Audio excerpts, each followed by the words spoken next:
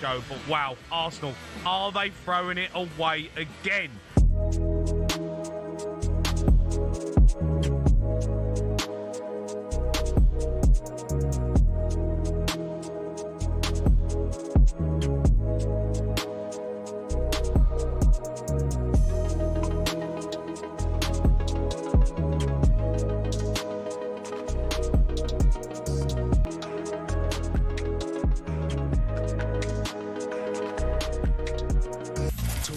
Sports update with Trusted Trader. Find top-notch tradespeople in your area, all who pass the Trusted Trader 15-point assessment. Talk Sport. Good afternoon. Here are your sports headlines. Have Arsenal bottled it already? Well, Yes. They've confirmed what we knew yesterday. Bukayo Saka's signed a new deal until 2030. Perry Grove says in 1989, when Arsenal survived their wobbles to lift the title, George Graham alone kept his head. He has this message for Mikel Arteta. He's got to be the most positive person in that training ground and in that dressing room. Yeah. He's got to walk in and he's got to say, don't know what to fuss about, boys. Weren't a great performance. We've just dropped levels. But I know the levels you can get to and I trust you and I know that you can do it.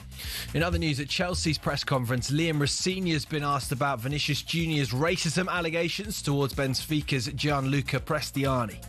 And what people have to understand is when you are judged for something that you should be proud of, it is the worst feeling you can ever possibly imagine. There are historical things to racism. If any player or any coach or any manager is ever found guilty of racism, they shouldn't be in the game. That comes, of course, 18 months after a video of Enzo Fernandez singing a racist song with his Argentinian teammates was published. He, of course, still plays for Chelsea. Rossini says he can't comment on the current situation from this week or Jose Mourinho's comments due to an ongoing investigation.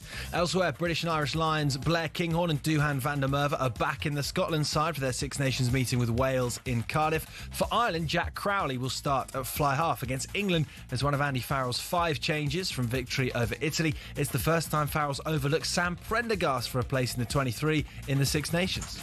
Sam's a fantastic international player. He's on a journey that's obviously learning like all of us, and that will never stop. It's the same for Kieran Frawley. And Zimbabwe have finished top of their group at the T20 Cricket World Cup, securing a shock victory over England's next opponents, Sri Lanka. Australia, of course, are out. There's more at talksport.com. Talk Sport News. The King says the law must take its course following the arrest of his brother Andrew. Meanwhile, it's business as usual for the royal family, with both the King and Queen attending separate events today. More from the news team at past. talkSPORT weather with QuickFit. Come rain or shine, we've got your electric car covered with 400 EV ready centres, so you can drive away happy every time. This evening, cloud for most, early rain or showers in the north and east, some clear spells elsewhere before strengthening winds bring heavy rain into Northern Ireland and Western Scotland later, turning chilly where skies remain clear but staying frost-free.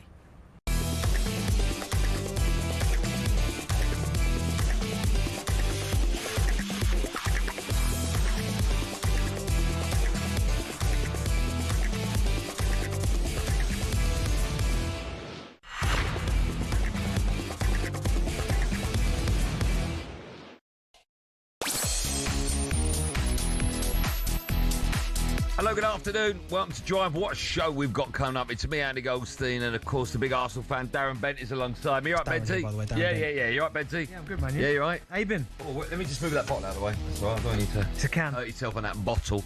But, Jingo, we've got a show for you today. It's happening again. Arsenal on the verge of bottling the Premier League again. What's the problem? Again, 03717223344.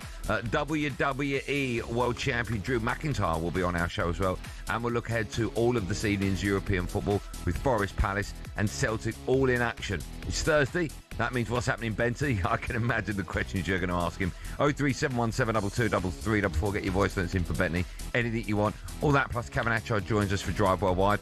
And we'll hear what Adrian Durham has been saying about Declan Rice on a Drive show where you can get involved, Arsenal fans. We're talking about Arsenal and bottling it, and Arsenal losing 2 goals against bottom of the table Wolves. Never been done before, top of the table, 2-goal lead against bottom of the table, bottling it. 037172233 bottle.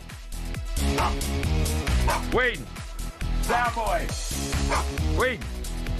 Win the dog. I used to be a garage man. Win, where are you? Win, stay there. What have I told you, Win the dog? Stay there, Win. Win, you're not used at the moment. Stay.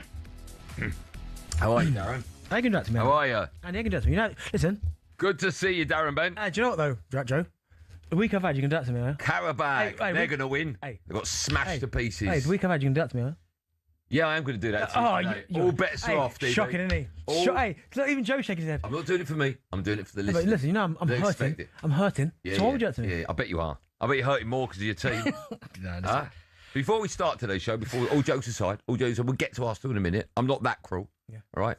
I just wanted to point out that yesterday was Lent. Lent began yesterday. Are you aware of this? And you've got to give up stuff, right? And it's well known that I tried to give up booze. I'm gonna try and give up what I like. I'm gonna try and give up alcohol for Lent. How good is that? You've got no chance. Okay. You say that, but quite a few famous people are doing that. I don't know if you've... Bex, is he? No. Oh. Mikel Arteta apparently has given up winning. So I don't know if you've seen that. So Arteta's given up winning for Lent. Huh? Down, Win, will you get down, for God's... How are you?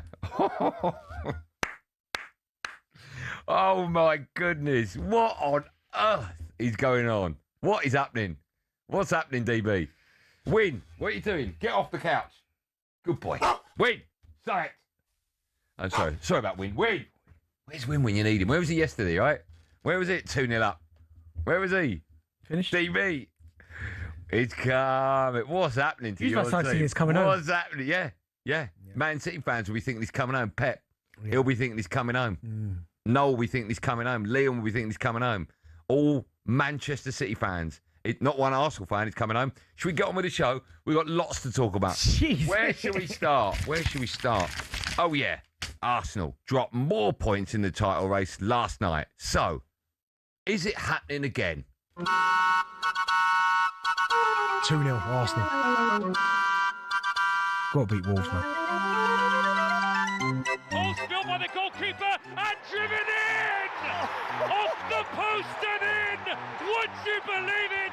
The youngster Edozie has hammered it goalward. 2-0 Arsenal. And it's 2-2 at Molineux, and Arsenal are poised to drop points. Got to beat Wolves, man. This will hurt. This one will hurt. I've said Arsenal season. I've said it's the first time I've thought maybe I'm wrong. 2-0 Arsenal. Wolves 2, Arsenal 2.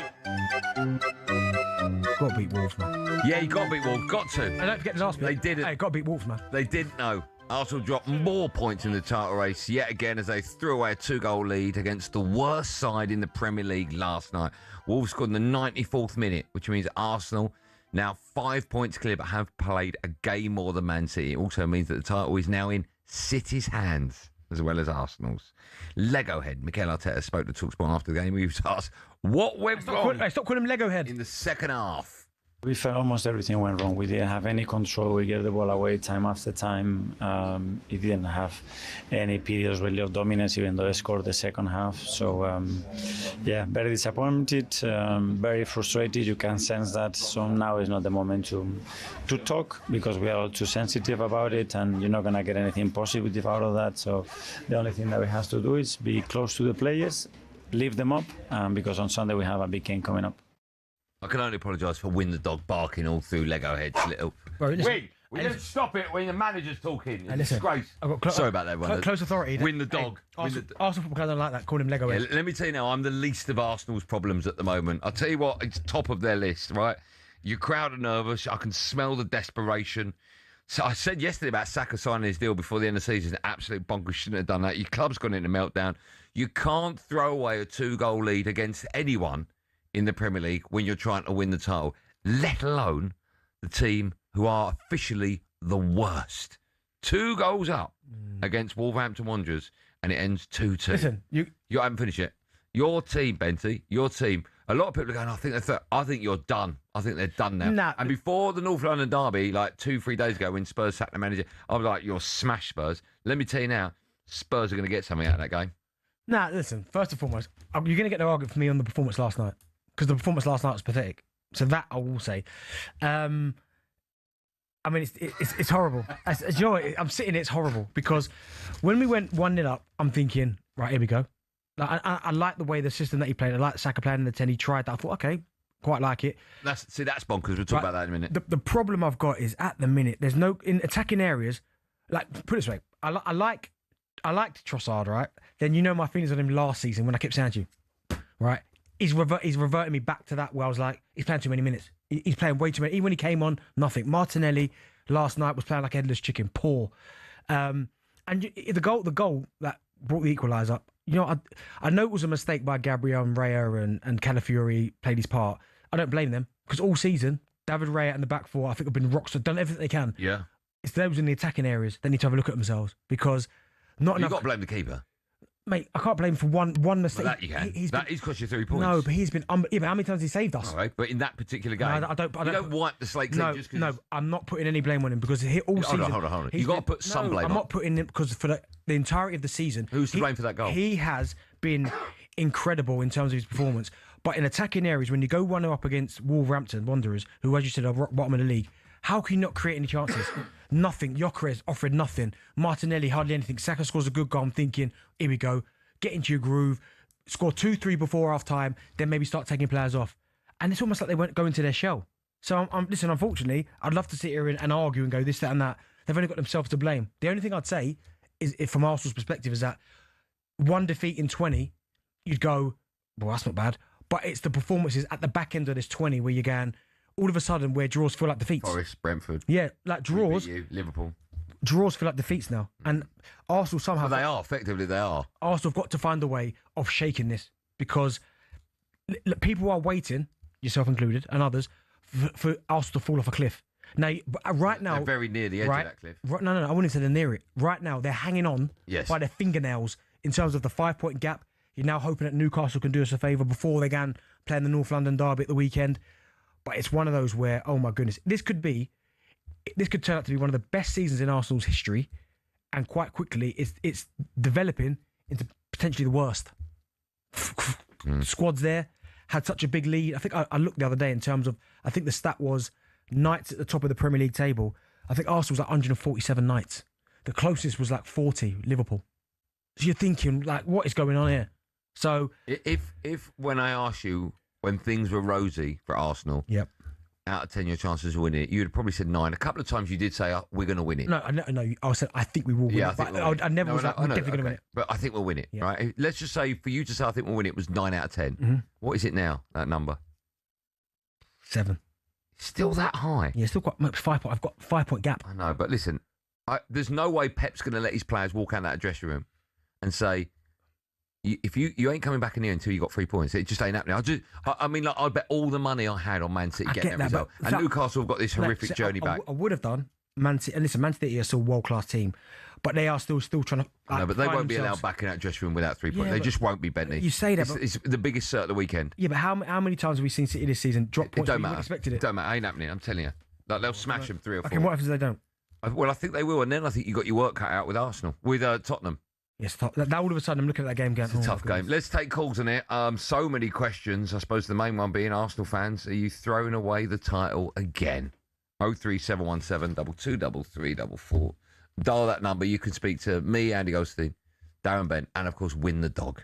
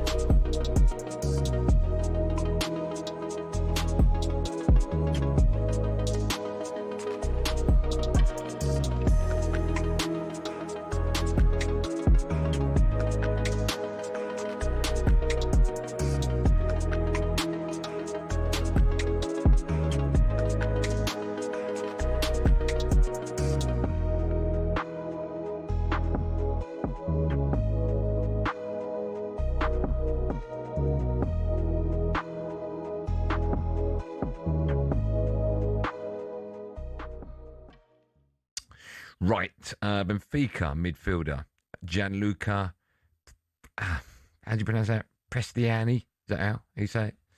has denied racially abusing Real Madrid winger Vinícius Jr. in the Champions League tie last night. UEFA have announced that an official investigation has been launched after he covered his mouth with his shirt before saying something to Vinícius, which led the Brazilian reporting alleged racist abuse to the referee. The game was halted for 10 minutes before Madrid went on to win the game thanks to an amazing Vinícius goal.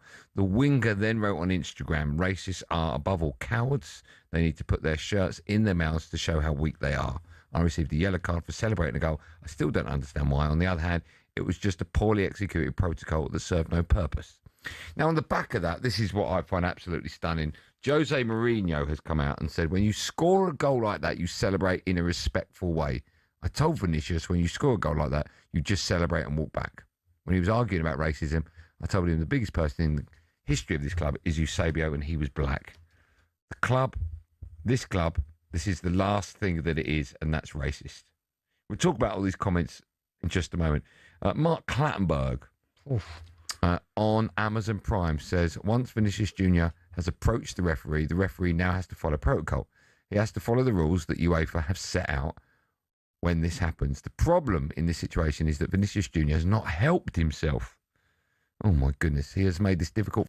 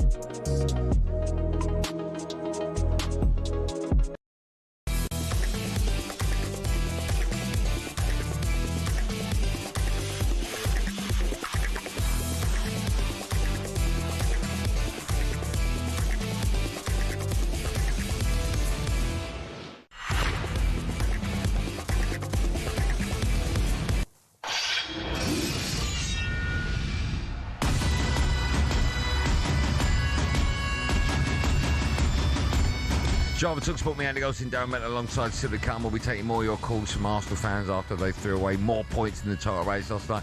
We'll go to the phone lines in 9 minutes' time, so stick around for that. 03717 223344. Such a busy show today. Just quickly, Leicester have appealed against their 6-point deduction for breaching PSR rules. In darts, Michael Van Gerwen has withdrawn from tonight's Premier League of Darts in Glasgow with a medical issue. Vinny Luke gets a bye to the semis. If you're listening, Michael, we wish you well. Shortly, we'll take your calls from Arsenal fans. You can still get involved, 03717 223344. We were going to take calls from Arsenal fans now, but when you get a superstar that's available, you have to take it, because we're going to turn our attention to a bit of WWE just for a moment, because Drew McIntyre will defend his world title at WrestleMania 42 later this year. We're delighted that the man himself joins us on our show as we say hello and good afternoon to Drew McIntyre. Hi, Drew. What's happening, lads? How you getting on? We're good. We're very well. How are you? You all right? You well? Yeah, not too bad, not too bad. I'm in lovely Stamford, Connecticut here. I rolled out of bed about 30 minutes ago, but buzzing to be talking to everyone back home as Britain's only ever WWE champion. Yeah, well, listen, thank you so much for coming on. If people aren't watching on YouTube, they won't know that you've got the belt over your shoulder. It looks like it weighs a ton. Obviously, someone like you can lift it up. But what's it like to have that belt? It's amazing, mate. This was obviously the life dream growing up in Scotland, saying I'm going to be in WWE one day. Everyone's saying, shut up, mate. That's an American thing. Focus on something normal. But I said, go screw yourself. Put the head down, went to work. And now I'm a 4-time WWE champion heading into WrestleMania 42, as you said, as a defending WWE champion. So it's some bloody buzz, I'll tell you. Well, listen, you join us from the launch of the new WWE 2K26 video game. Tell us a little bit more about that. Yeah, I mean, the video games just get bigger and bigger every year. I've been in them now since 2009, I believe, and it's never lost on me that young Drew would be losing his mind and current Drew is losing his mind. Every year they get closer and closer to real life me. Last year I was upset. My character wasn't jacked enough, wasn't tanned enough, wasn't handsome enough. So they've got it right this year. The one thing they screwed up was, if you're watching on video, they got this idiot CM Punk on the cover. If you want to sell some games, you put my sexy face on there, my sexy body in there. This guy looks like a junkie. They're not going to sell that to anyone out there. They're going to think, is that junkie hero or something? So next time, 2K, get it right. Put me in the cover. They'll sell it to the kids, and the mothers will buy it for the kids because they'll see my mug on it. True, I've always wondered this. What goes into the character on the front of the game? I always thought it was the world champion or obviously the most popular superstar at the time. But how do they pick that? What's that process? I assume Punk made a bet with Satan or something. That's how he got on there instead of me. Listen, let me ask you. I thought Benny was picking up there. Let me ask you. You're going to defend your title at WrestleMania in April, and you're yet to know your opponent. Is that a little bit bizarre? And when are you going to find out who it is? Well, the way it usually goes, we have a big event called the Royal Rumble, where 30 guys are trying to chuck each other over the top rope in January. Roman Reigns, one of our top superstars, just won that and picked CM Punk, the other world champion, to fight at WrestleMania because he's the easy option. So now we have an event in a couple of weeks called the Elimination Chamber. A few lads are locked inside a big cage. They fight to the final man, and the last person standing will fight Drew McIntyre at WrestleMania in Las Vegas. Well, you know, last year's WrestleMania was the most lucrative and pro wrestling event in history. I mean, it must be pleasing to see the sport continue to grow and grow and grow. Have you seen the numbers? It's astronomical. It's like more than double the year prior. Like, since I got to America in 2007, I thought this company can't get bigger. We're like had our own little network. We went on, Peacock.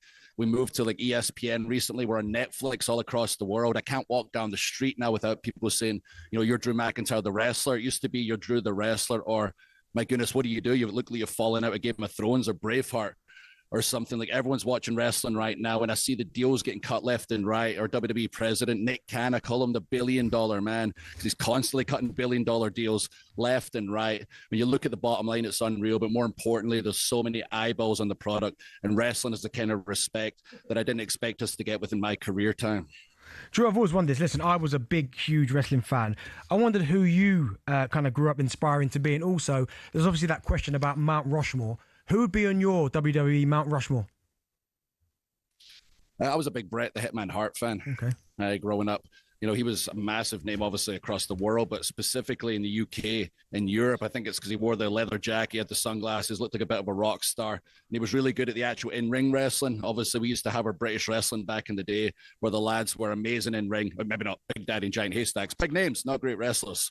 And the likes, I was always, attracted to Bret. But the Mount Rushmore thing, I just don't know. You only got a few heads up there. There's so many people that have been instrumental throughout our history of wrestling. You get people that changed the game. Go back to the Bruno Sammartinos, the Hulk Hogans, the Rocks, the Stone Colds, the John Cenas, the Triple H's, the Roman Reigns, and now the Drew McIntyres of the current era. It's really impossible to pick just a few people who lifted the industry to where it's at today. Joe, listen, I know you're a big football fan. I know you're a Rangers fan as well. Just before the break, we were talking about Arsenal possibly bottling the league. You got a 3-horse race north of the border. Who do you fancy to bottle it?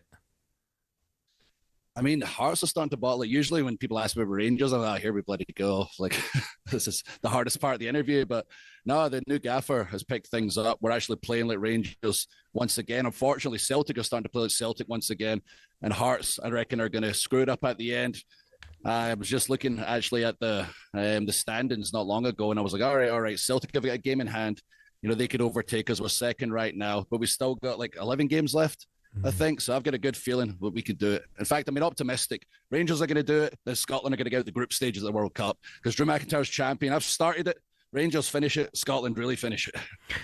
Drew, the way Rangers started the season as well, I mean, they were miles behind Hearts and Celtic. So could you ever dream that at this stage you've got a chance of actually winning the SPL? Because at one point I thought it was over.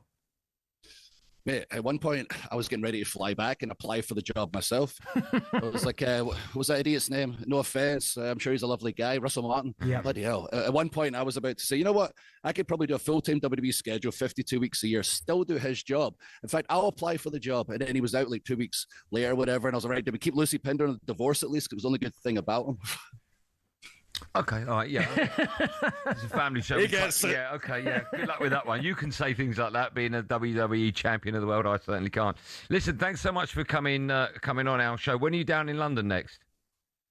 Well, we got a European tour coming up. We just announced a big show in Turin right after WrestleMania, so keep your eyes out for the dates exactly. And then we have a European tour around it, and I believe London's one of the dates. If not, we're certainly in England. I don't have it to hand, but get on the WWE website, WWE socials, check it out. We'll be back soon, because every time we go to Europe, we're selling out left and right, and the shows are unreal. Drew, listen, congratulations. Thanks for coming on our show. When you're next in town, come into the studio. I'll be there, lads. Appreciate y'all as always. Thanks, Drew. On the Gels. Have a lovely afternoon. Thanks, Drew. Cheers, lads. There you go, Drew McIntyre, the WWE champion of the world. Yeah. Now, you love your WWE. That's big for you, right? Really yeah, huge. Big yeah. name, big but name. I mean, it's interesting to say he spoke about, obviously, Bret Hart, because, listen, Bret Hart's a legend. I mean, and the Mount Rushmore always seems to come up, and he's probably right in terms of, but Stone Cold, Stone Cold, The Rock, of the two of them. Mr. Perfect, probably, but then I sort of feel you've got out of talking about Arsenal for those 10 minutes. we have the superstar. Just to let you know, we're doing Arsenal next. We're doing Arsenal 5, and we'll do a little bit of Arsenal now. So you can't get away. Nathan is a gooner. Hello, Nathan. I'm doing very well. How are you guys? Well, do you know what? I'm fantastic. How are you today? I bet you are, with your neighbour next to you. Suffering. I want to say this one very simple thing is the fact that I've said this for, I think a lot of Arsenal fans who are like down in the dumps have said since the end of last year, they've had question marks, etc. I think it's because of one thing no one's actually saying. Everyone says about, let our Maverick players loose. For me, it's a case of, I understand that, but it's like, it's so much more formulaic than that. I'll give you a prime example. If Gabriel has passed the ball from Raya, who's it going to next? Saliba. Other way round, the same thing. Saliba, who's it going to next? Gabriel. If Ødegaard gets the ball in the middle of midfield with acres of space in front of him, what's he doing next? Passing the ball to, guess who? Saka. It's so, regimented. Sorry, when Ødegaard gets the ball, what should he do? Why shouldn't he pass to Saka? Saka's an unbelievable player. I think I gave a caveat to that, which is if Ødegaard gets the ball with acres of space in front of him, what's he immediately going to do? Well, I mean, we don't know what position he's in. I don't really understand that point. Basically saying, he could tell you before Ødegaard gets the ball where he's going to pass the ball. But that isn't the case, right? I think your problems are bigger than where Ødegaard's going to pass the ball. No. So Darren was listening, as I was saying. No, I was listening, but okay, here's my question. When Ødegaard gets the ball and Saka is still in defence, he's not going to find Saka, is he? Why is Saka in defence? Sorry, what happened there? Well, maybe he was helping. I don't really understand the point you're making. Sum it up. My point is there are so many crucial players in our team who actually people would say are fundamental players, where when they get the ball, everyone who watches Arsenal regularly, knows what's going to happen next. And if I know that as someone watching, with all the analysis that happens with opposition teams and let's try and prepare to play against Arsenal. If I know that as someone watching Sky Sports, I'm kind of guessing the officer's manager, the players, the staff, they all know it as well. And Darren Bent just said it just now. He said before the ball arrives at their players' feet, I know what's going to happen. So I understand what Nathan's saying. There's a little bit of truth to that because I always say, basically saying they're predictable. Very. But you are predictable when you're winning games, but you're winning them. Yeah, but again, the Premier League's clever. And that's the point. And that's one thing that annoys me is that Real will pass it to Saliba, to Gabriel, to the left back, Hincapié, back to Gabriel. It's so... That worked for 30 games. But at times, crunch time, you need to change it up where people don't expect it. Something different. Yeah, that's the problem. I don't think that's the problem. No, but it is. I think the problem is you're not putting the ball in the net. I can't. Yeah, but by the time they do that, playing it from the back, the other team have got back into shape. That's the problem. Yeah, but yesterday you were 2-0 up, so it was working. It's not. I'm not even sure it's working. It's not Arsenal becoming predictable. It's not because it's working. It's Arsenal. The wheels are starting to fall. I don't know if it's predictable. Wolves. It can happen against Wolves because they're bad and they still could get the result. That's the problem. Okay. Still to come, we'll take more calls. The whole section would just be from Arsenal fans moaning. First, it's time for no Googling. Two teams have dropped more points from winning positions in 2026 in the Premier League than Arsenal. 7 points, would you believe? Can you name those teams? They've dropped a whopping 8 points from winning positions. The answer to that and lots and lots and lots of unhappy gooners coming up live and driving talkSPORT after this.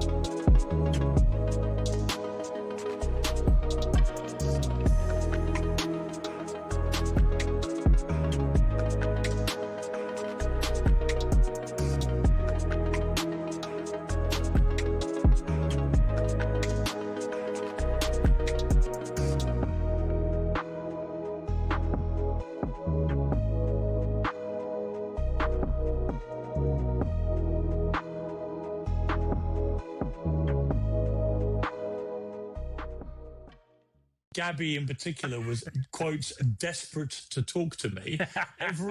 Every sinew of my torso was screaming, I'd rather shoot myself with a rusty World War I rifle. And then I thought, you know what? We've had enough Arsenal bottle jobs for one 12-hour period. It's actually time to face the music, face the pressure, stand up and show this Arsenal team what you do when the heat is on. You don't run away, you don't hide, you actually stand up and you take them on, which is something we singularly failed to do last night. What's this going to tell us about Mikel this weekend coming up, Piers? Arsenal strong favourites to beat Tottenham.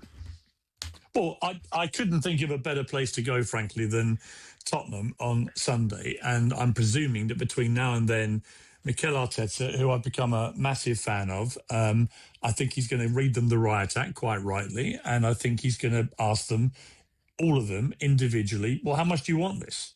You know, you can be chokers again, as we have been for the last 3 seasons. We have...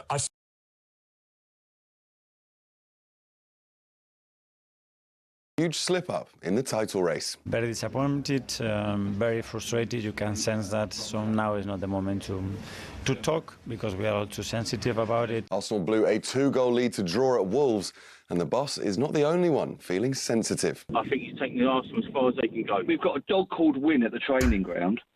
What we need to do is buy 2 gerbils and call 1 game and 1 management. Arsenal are still 5 points clear, but Man City have a game in hand and home advantage when the sides meet in April, and there are 12 games to go. Now, Michael van Gerwen's had to pull out of his Premier League darts quarter-final in Glasgow tonight. That's due to illness. It means Luke Littler gets a bye, and he'll face either Johnny Clayton or Gowan Price in the semi. Now, good news for the UK's flagging hospitality industry. Pubs can stay open until 2 a.m. during the World Cup knockout stages if any of the home nations get there.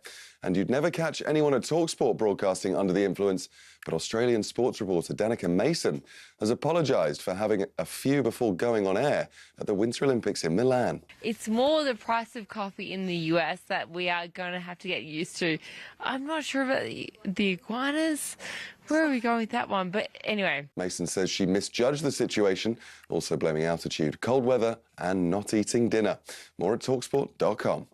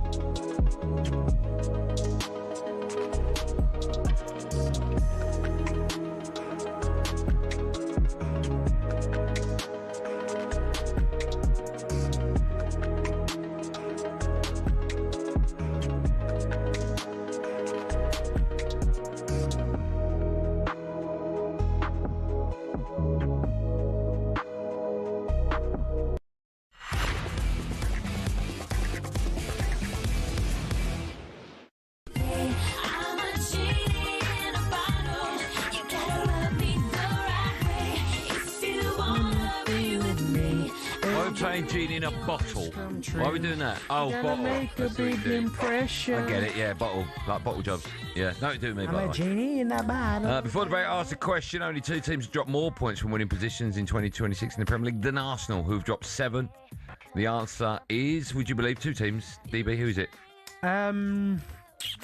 Villa. No, Villa. Palace and West Ham. Oh, nice. Still to come, we'll be hearing your questions. Oh, yeah, we've got What's Happening, Benty. Your chance to ask Darren Bent anything you want. The weirder, the better. Just save our number, 03717223334 on your phone. Head over to WhatsApp, open it up, send us a voice note. It must start with, Benty, and then you can ask him anything you want. Now, Nottingham Forest, they're in Europa League playoff action away to Fenerbahce. It's live on talkSPORT 2, 5:45. Team news for that is in. The one and only Alex Crook can tell us more. Excuse me. Crookie, good evening, good afternoon to you. Yeah, good afternoon. The Vitor Pereira era begins here with a tricky trip to Istanbul. You wonder how strong Forest would go for this game, bearing in mind they play Liverpool in the Premier League on Sunday, and surely staying up is the main priority for their new gaffer.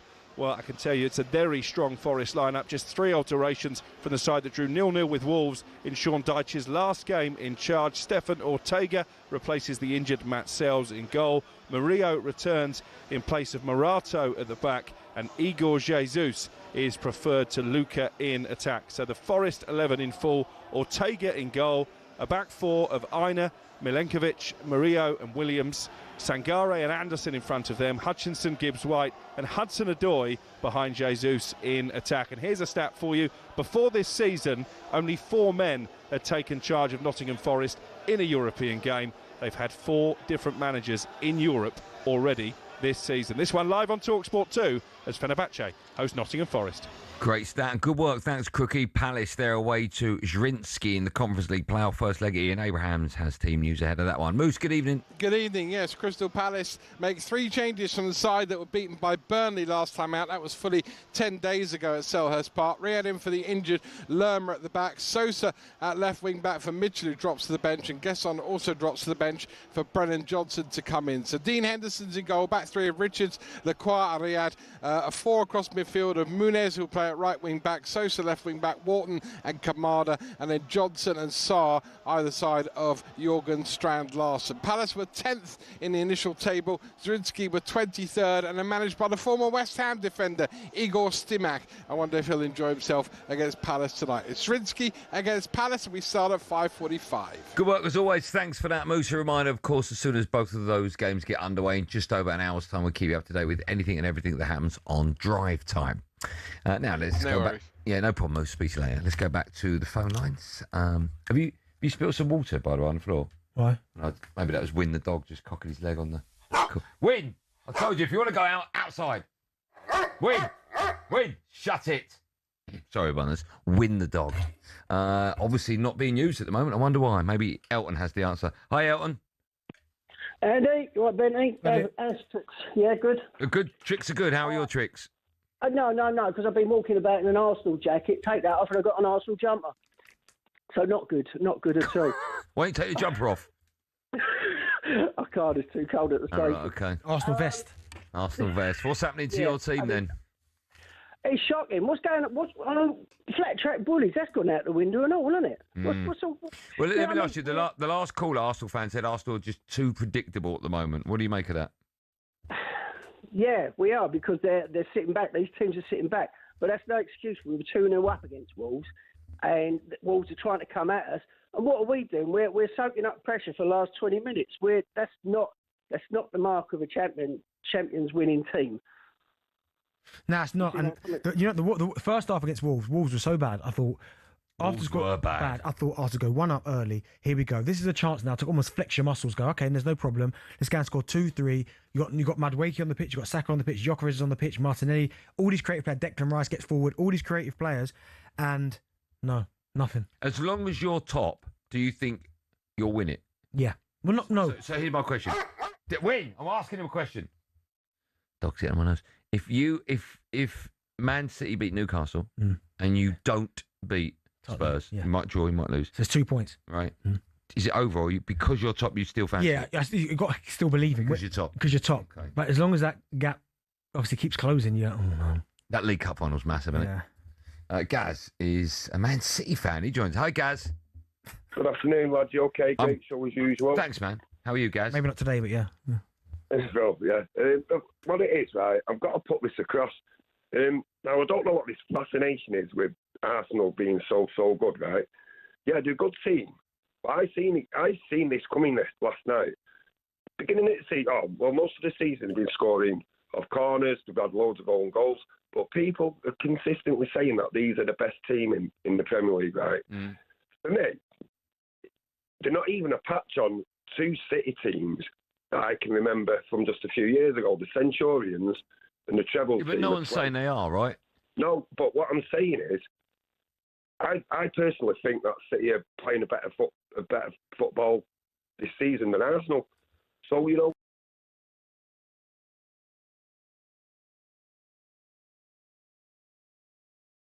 I don't think any of them have said they're going to win the quad, but do you know what it is?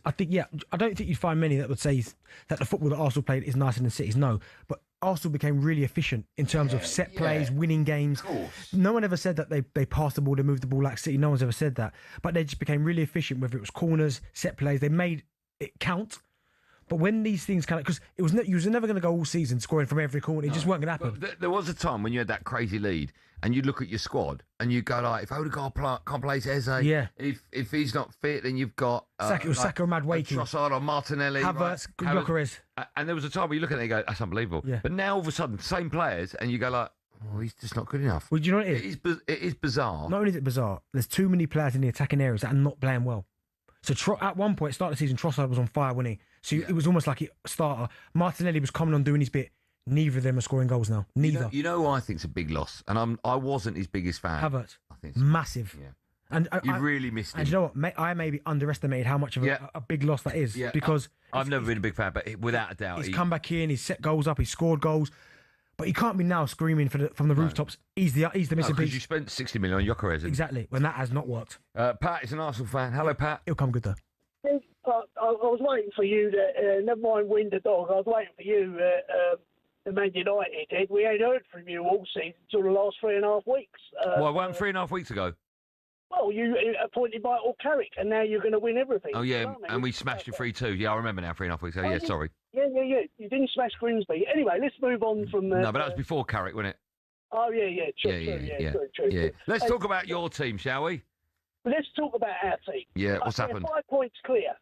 When you say it's it's in Man City's hands, I'd argue with that. It's in our hands. If we win all our games, we win the league. If they win all their games, they win the league. Well, yes, but that's why I'm saying it's in their hands. It's not in our hands, Andy. Why is it not in our? Why are you saying it's in their hands? Because it hasn't. I'll tell you why. Because it hasn't been all season. Now it is. No, it's in both our hands, really. Yeah, but it hasn't been. It hasn't been in City's hands all season, and now it is. That's why I say it. No, but man, and also you said a 2-goal lead. I think you'll find that didn't they drop points against Spurs when they were 2 up or something like that? Or, Who? Man City. Yeah, I said it's the first time a top of the table team has played bottom of the table and thrown away a 2-goal lead. Oh well, I can't class Spurs as near the bottom, but anyway, that's Can I ask you, Pat? Right, I get it. Right, you're phoning up and you're trying to deflect the blast, talking about Man United, talking about Spurs. Let's talk about Arsenal, shall we? There was at one stage with 6 minutes to go at Anfield when Man City were there. You had a 9-point lead. Now, if Man City win against Newcastle at the weekend, which I fully expect them to do, home against a side that have got a long travel from playing Champions League football last night, the gap becomes 2. Yeah. And you've got to play them, right? It is in their hands. The wheels have well and truly fallen off your team at the moment. No, I think there's been yesterday. I would say too many players were off it. I mean, we should have been. Martinelli has to score in the first half, where he's 1-on-1 with a keeper and chip over. Look, I know there are excuses, but there was too many off it yesterday. As Arteta said, the passing was atrocious yesterday. We couldn't find 2 passes together, and that's the key. Top teams, in other words, go wherever you want. Man United's back in the day, always used to be able to look after the ball. I find at the moment, we can't look after the ball. I feel we score and then we go back in the shell and we've got a bank of 6-7 in front of goal and we've got good defenders. Do you know as well, Pat? Right, we also as well we don't pass the ball with no intensity. That bothers me. We at times Arsenal pass the ball for the sake of it. There's no real purpose to the passing. Like, let's move it quickly before they get back into shape, beat the press, and then we're in their half. It's so slow and methodical and honestly, great word that. Poor passing yesterday. Why are you looking at that? You enjoyed that word, didn't you? Well, methodical. Yeah, you liked it, didn't you? I don't even know where I plucked that from. Describes Arsenal perfectly. Should we take one more, Joe? Yeah, Joe said, of course. Joe, it's 45, mate. Usually you're scrambling saying no. Actually, it's for a Wolves fan. We should talk about them because they did come back. They were brilliant. Richard is a Wolves fan. Hi, Richie. How are we doing, guys? You all right? Oh, great, man. Really well today. How are you? I'm brilliant. It's the first time this season that I've had some sort of elation in a football match. It was fantastic. Yeah. Well, have you just phoned up to tell us that and gloat, or is there something else you'd like to say? No. I watched the game yesterday. I wasn't able to go down to it, but I watched it yesterday. And honestly, Arsenal completely and utterly deserved to drop the points at the end. And I mean, it was perfect that they dropped it right at the end as well. The fact that you call it the dark arts or whatever you want to call it. Trossard going down, then getting back up, and then doing whatever he wanted to do, and all this time wasting. Well, to be fair, he had to go off with concussion, so I don't know if he was. Do you know what I mean? I don't know if he was kind of time wasted. But he got up, and then then the physios came on. Then he went back down. And don't get me wrong, like if he's injured there, I get it. But the time wasting for the whole of the last 10 minutes of the game, from top of the league against a team that at this moment in time is still on for the record of the lowest points total in the Premier League. Can I ask that they were wasting all this time? It was embarrassing. Can I ask you, Rick, I don't want to cut you short. I've enjoyed talking to you. We've got to go to break. Just quickly, if Rob Edwards would have come in a lot sooner, could he have turned it around? Are you seeing a change? No, not at all. I think as soon as we got Rob Edwards in, we were just getting ready for the championship. Okay. The same with the Adam Armstrong signing. Yeah, that one I do agree with. I'm not against it, but I think they knew from 10, 12 games in, right, this is the season going down. Let's just get ready for next year. Okay, what a good call. Well done on the comeback. Anyway, thanks for listening. Cheers, boys. Thanks, man. There you go. Some more unhappy Arsenal fans. Let me just check the run orders. What we got left next. Arsenal fans moaning. It's at the end of Arteta. Should Vieira come? Honestly, Joe, next time they lose, I need 2.5 hours. Best of talkSPORT. We got that. Arsenal moaning. Arsenal dropped more points in the title race. Is it Man City's now? Spurs. Could Spurs beat them? Yeah. Anyway, lots coming up between now and 7. Me, Andy Goldstein, and Darren Bent.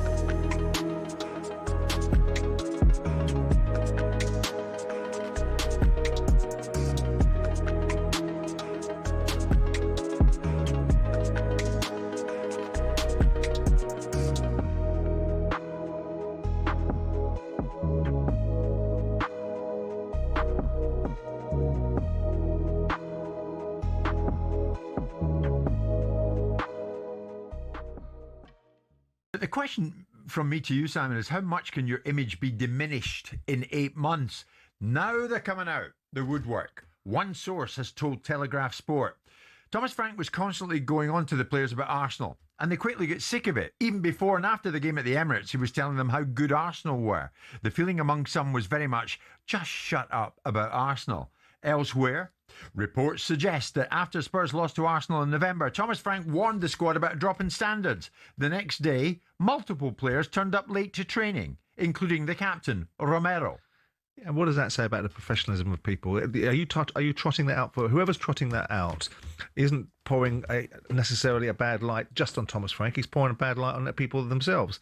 The players. I don't know whether Thomas Frank is so unaware, so obtuse in his thinking that he would spend his entire time consumed speaking about Arsenal as their biggest rival in terms of using Arsenal in the conversations. Is he that stupid? He doesn't strike me as that sort of stupid. No. Players that come out and say things or use agents or media hounds to say things to, I have no respect for. The fact of a coffee at an Arsenal Cup, but I mean, that was a mistake. Yeah, and that's why they're perhaps steering into that opportunity. Has he been diminished? Of course he's been diminished. Life is not linear. Success isn't always a straight line. You go up and down, and most people have lots of failures in their lives. It's like an iceberg. All the failures are beneath the surface, and you only see the successes, and you judge people by the successes. He will have to rebuild a little bit. Now what's being considered is...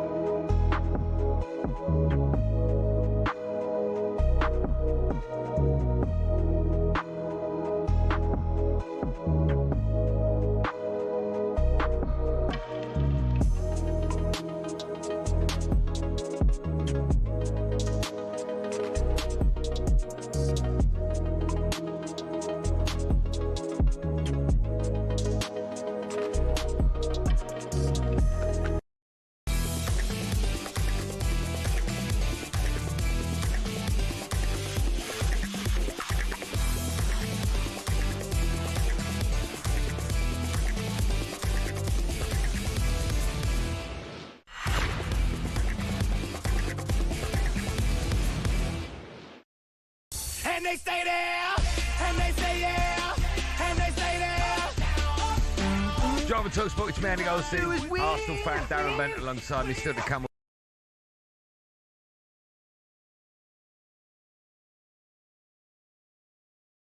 Still to come. It's lucky we spoke over it. Still to come. We'll be hearing your questions in What's Happening, Bentley. Your chance to ask Darren anything you want. Darren. I don't think I've ever called you that.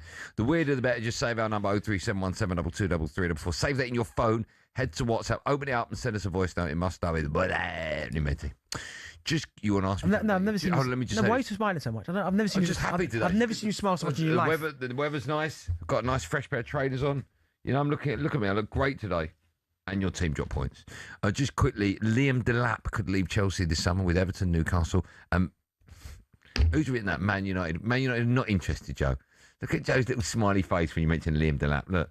We're not interested. We're not interested. How do you know that? Because we're not. How do you know? Carrick likes him. Yeah, maybe he does. I like Win the Dog, but he ain't starting for me. Could start for you. Win! Ange Postecoglou has ruled out returning as Celtic manager. Probably because they never asked him. Right, time now for this. It's not who you are. Objection! Sustained. I sentence you to a lifetime of supporting United. Football Court is now in session with Judge Paddy on talkSPORT with Paddy Power. Yeah, this will be good. Time now for Order in the Courts. We welcome Lewis Richards from our friends at Paddy Power this week for this week's Judge Paddy, who's here to rule on a topic that Benny and I are going to debate. Lewis, hello. Hi guys, Benny, how you doing, mate? Getting a lot of stick today. Yeah, listen, Lewis. Sometimes you just got to ride it. Got to ride the punches. You know what I mean? Roll with the punches. Sorry. Oh yeah, WhatsApp groups have been firing all day for us. It's good times. It's good times. Can I just say, but I met Lewis this week. He came into talkSPORT Towers. Oh, you said that he was a... Yeah, 5'3". I thought you were much taller than that. What's wrong with that? Why are you laughing? What's wrong with that? Oh, yeah, I'll come and see you lads soon, yeah. We can stand up and... I like that. Come see you soon. Yeah, I like that. Bring a chair with. Right, what are we talking about this week, Your Honour? Okay, so if anyone wasn't watching yesterday, there was quite the travesty with Benty picking Karabag to beat Newcastle. So I've had to jump on it. So today we are discussing, should Benty have to undergo a forfeit for the disastrous prediction yesterday? Yeah, we haven't talked about that yet. What was going on? But look, Lewis, all I would say, right, Lewis, is that I wasn't the only ones bet who didn't come in. Mine came in. So that's what I'm going to say. Mine came in. There are times when we may pick like both teams to score, and there's a 1-0, and it's a bit of a shock. But Karabag, come on. Yeah, they were lucky to come second in that, Darren. Right, we've got 45 seconds each to make our cases. Bentley's obviously going to say that he doesn't deserve a forfeit. I'm going to say he should. Who would you like to go first? Oh, it's against Benty, so let's he can go first. Okay, defence first. Okay, Benty, your 45 seconds to defend yourself begins now. Court is now in session, and it's already wildly unprofessional. Yeah, so listen, I got it wrong. Listen, I was looking at Karabag's recent form. They'd won their last 3 going into this tie. They're at home. I knew it was going to be incredibly difficult for them to get anything at St James's Park, but I thought for a one-off, the first leg, I just thought they'd take that good form into this game, and it just didn't work out that way.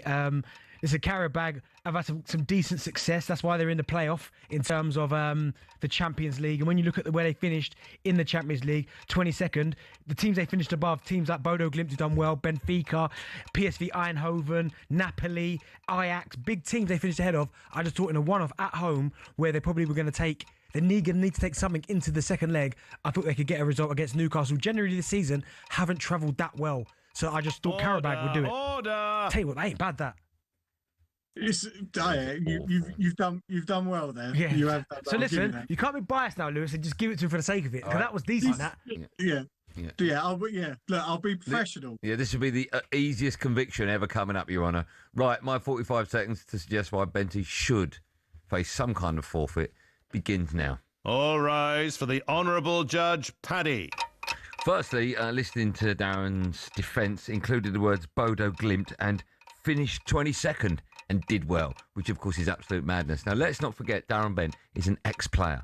He knows exactly what it takes and what's needed to get to the very, very top. He's a pundit. He's paid to give his interpretation. He's paid to give his understanding, let people in on what is such a difficult industry to predict the right results. So when he sits down next to me and he's here, paid to talk football, we should all take note. We should all sit up. On the back of that, he then picked Bodo Glimt to beat Newcastle United. By the way, Judge, wrong team. Wrong team. So that goes against him. Wrong team, Judge. Sorry, Carabao. Oh, you can't. That's it. Hey, Lewis, wrong team. Look, he's laughing. Hey, Lewis, I can't lose that. Lewis, just on a side note. No, you can't. Just on a side note. No, you stop. No. Just on a side note, I did say Bodo again because they're all horrific teams. All right, and I lost track of just how awful they were. Sorry, Lewis. Just sorry, quick one. Bodo Glimt beat Inter Milan. 3-1. We're not talking about them. We're talking about Carabao. And they also beat Bodo Man City. Bear in mind, Your Honour, that if you're doing like a murder trial and you get the name of the road wrong, that's not a reason to free the convicted. Oh no, it is. All right, it is. So bear in mind, he's a paid pundit. All right, off you go, Your Honour. Lewis, he didn't give no evidence, and he chose the wrong team. You are the evidence. Mate, honestly, I wish I never suggested it's been the hardest one to go and sit there laughing for the last 3 minutes. It's been brilliant. Look, yeah, I am biased, and I came into this with a ruling already before. You're guilty. You're guilty. It's terrible. It's so bad. Hey, Lewis, come on. Guilty as charged, and rightly so, Your Honour. And I do have one in mind that I will pass on. Okay. Oh yeah, I think I've got a good one. Go on in. Oh no, I can't tell you now. Okay. Can't tell you. How are we meant to know what it is then? In my head, it will be completed by the next time when I see you next week. Okay. But yeah, we'll put it into action. But I've got a good one. I think it will go down well. All right. Will we ever find out what it is, or is it just going to remain in your head? Oh, of course you will. Fine. Yeah, no, of course. Yeah, right. yeah. Well, Thanks for that, Lewis. Lewis, no worries. Always a pleasure. We'll send you the stilt, so when we see each other, we'll see. See, this is what you're up against. Thanks. See, you deserve that. See you later, guys. Enjoy it. See you soon. There you go, wonderful Lewis. There'll be another debate in front of Judge Paddy next week. 18plusgamblerware.org. Judge Paddy on talkSPORT with Paddy Power. You're lucky. It was an awful night for you. How can you predict Carabao beating Newcastle? I don't know. Dude, that's awful, man. Predict Sank in a minute. Awful. What? Predict Sank in a minute. Oh, yeah, what would that be? Violence? No, I'm Is not. that a threat? No, I'm not a violent. There you go, ladies and gents. No, I'm not. That's the real Darren Bent. Threatening. Listen, I'm not a violent person. What? Okay, what we find out then? What? What's in the fridge outside? What outside? What's in the fridge? Yeah, because you wanted a drink earlier, right? No, I've got the real Darren Bent threatening his co. No, I'm not. No, Why did you just clench your fist up and said you watch it? No, I didn't. It's hot in here, isn't it? Oh, with you, clenched fish? Sweaty palms. Oh, right, okay, right. Yeah, okay. Well, Darren Bent will be here for you to phone up and have a little chat with, because when we come back at 5 o'clock, what are we talking about? That's more Arsenal, is it? Oh, yeah, brilliant. Yeah, Arsenal dropped more points in the title race. My goodness. If you'd like to have your say on national radio, you can. 03717 22 3344. Down, boy!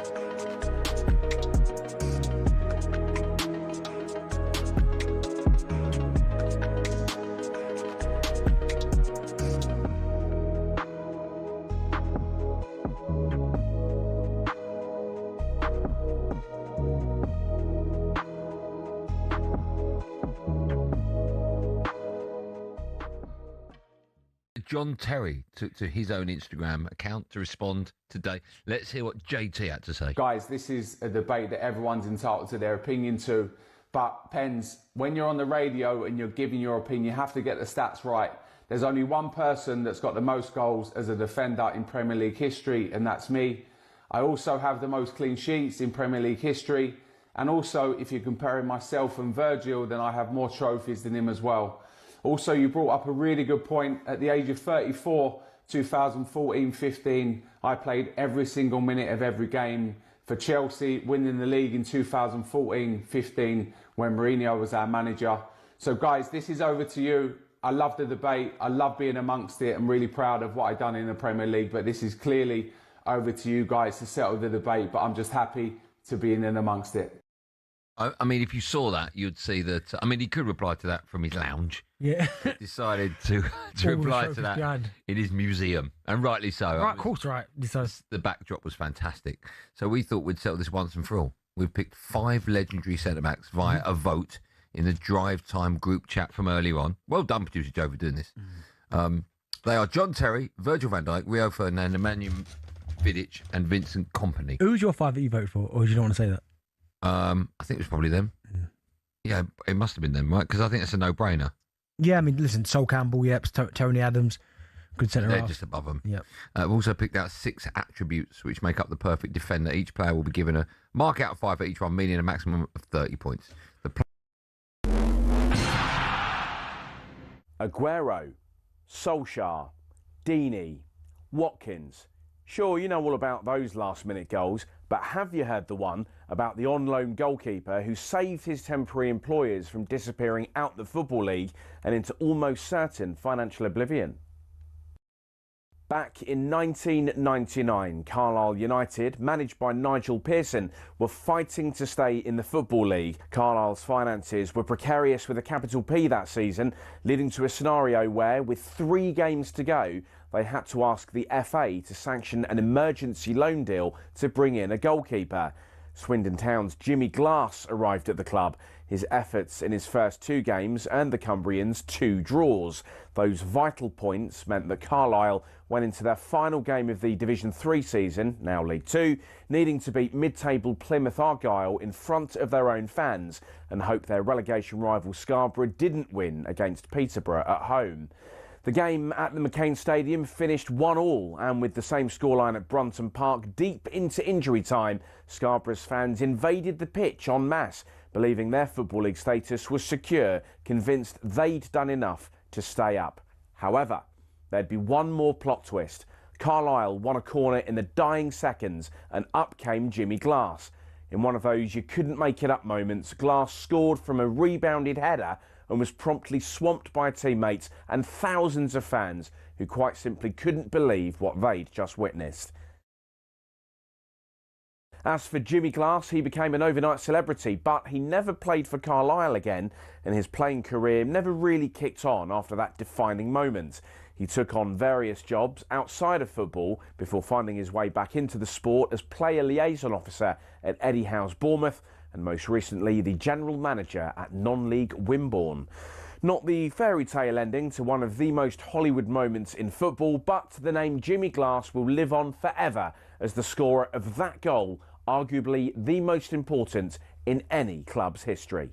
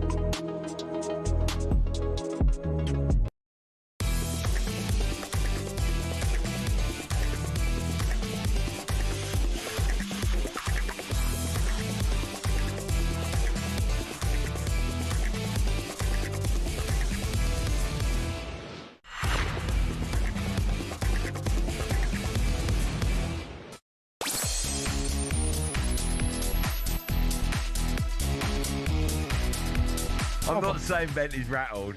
The language he has just used. No, that might be Win the dog. Has he cocked his leg on you? Win! I told you about that with Darren Bent. Stop it! Down, boy! What's happened to Win the dog? Where is he? He's chilling. Where's Win? I know where you are. Win! What's happened to where's Win the Dog? Why don't you bring him back? I'll tell you what Arsenal need. They need Win the Noah's Ark. They need Win the Ostrich, Win the Elephant, Win the Duck. They need everything. They need a whole Noah's Ark. I'm not going to animals. rise to your childish quips.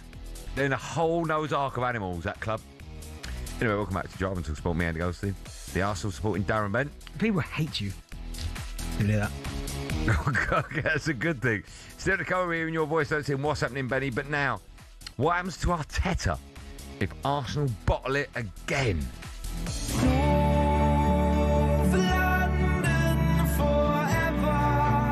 Shot by the goalkeeper and driven in! Off the post and in! Would you believe it? The youngster Edozie has hammered it goalwards, and it's 2-2 at Molineux, and Arsenal are poised to drop points. You have to kill off these kind of teams when you take a 2-goal lead. The 3 seasons, we basically choked the league, and we fear it's happening again. Got the lyrics here for North London Forever. Here we go. As I walk... No, sing it. As I walk... Joe just put, don't read too many out. As I walk these streets alone, through this borough I call home, oh my goodness, upon the barren fields of Highbury, neath the stadium stone, who wrote this? Through the turnstiles at the Angel, see the homeless on the green, from the Cali to the cross, and I can't read that word, every hole in between. Such a bad. Hello, Governor. How's your mother? You all right, son? Be lucky, geezer. Actual lyrics in the song. Yeah, I like that. That's so bad. Love that. Joe, just let me when we're doing the OB from the Tottenham Arms. Oh, you make sure you're there, yeah? That's unbelievable. And make sure you're there for the OB at Arsenal. Make sure you're there. Unbelievable, that is. Arsenal dropped points in the title race yet again as they threw away 2-goal lead. Oh, this is fast becoming one of my favourite shows. That came after a 1-1 draw at Brentford, of course, last week. It means they have just won. Oh, Joe, our producers always make mistakes. Yeah. Well, this can't be right. It means they've won just 2 of their last 7 league games. Is it? That is right. Hey, my mistake, Joe. Sorry, mate. 1 defeat in 20, though. Sorry, mate. Oh, well done. Thanks. Well done. Yeah. You get nothing for that. Mikel Arteta spoke to talkSPORT after the game and said that the second half cost his side. No, you're joking. Very difficult, but we have to take it because it is a result that that probably we deserve in the manner that we played in the second half. So 2 very different halves. The first one totally dominated the game, and the second one nowhere near the standards that are required to win a Premier League game in the manner that we have to. So it's us to blame there. Again, apologies for Win the Dog getting involved there. It's not needed. When you hear that you've won just 2 of your last 7, how much of a worry is that? Yeah, of course it's a concern. It feels like that's 6 maximum points out of 21. No, it's not great. No, obviously, you said there. Terrible. Draw against Wolves. Draw against Brentford. Yes, beat Leeds in the league. Beat Sunderland in the league. Lost to Manchester United in the league. Drew with Forest. Drew with Liverpool. It's just come at the wrong time. But listen, Arsenal got to kind of shake this. They would hear all the noise as players. You hear all the noise, what everyone's saying. You'll be having not even so much conversation, but last 3 years you've come second. The players don't want that to happen again because effectively when you're talking about bottle, you're not talking about the supporters. You're talking about the players, so they're going to take it personally as well. So, but they've got to get out of this. They have to mentally, because I think that's the problem. Mentality. They've got to get out of it. I think you've got to be careful that you don't walk the streets alone through a kingdom made of chrome. That doesn't mean anything. I see them ripping up the cobbles and tearing down our childhood homes. Who puts the word architecture in a song? I see the architecture changing. Watch the history disappear. I'm watching that happening. See the history, the skyline rearranging in towers of veneer. Who's written that? North London forever. Whatever the weather. Who's come up with? I mean, what rhymes with forever? Weather? Yeah, stick that in. That works. Should we go to the phone lines? Oh, there aren't any calls yet. Let me ask you some more questions. How big? I don't answer any more questions. Joe, put the calls through. How big is the game at the weekend? It's massive. Just for derby reasons. What's funny? I just can't believe the capitulation that's happened again. Listen, at the moment, there's still light at the end of the tunnel because they are still at top. But, yeah, that's correct. Let's talk about facts. You are right. But I don't like what I'm seeing in terms of because again, Arsenal didn't lose, but it feels like a defeat because you go 2-0 up against Wolves, who have been like statistically the worst team potentially in Premier League history in terms of their points total. You go 2-0 up, so great start, and you can't bring that home. That's where I'm a little bit concerned, and this is where it feels a little bit now. Listen, I hope I'm wrong, completely wrong, but it just feels like what we've seen. The first year it happened when they finished second. No one really expected it because it came out of nowhere. They played this free-flowing football. It was lovely. But then the next year, everyone went, right, this is their time. It doesn't happen. You finish second. Then last year, you go, okay, it's finally going to happen. They finished second. But it felt like around this time, it started to change again. This was the squad. You've got the squad. You've got you went out, you got Gyökeres. Yeah. There's not one gap. No. Two players for every And this position. is where my concern is because realistically, Arteta, as a manager, who I'm still a big fan of, I'm still behind him 100%, has been given everything now. Like there's 2 players literally for every position. Yeah. If it doesn't come home now, then what can I say? All jokes aside, right? All jokes aside, and it's difficult for me to move jokes aside when I'm talking about your side. I don't necessarily see the benefit of sacking Arteta.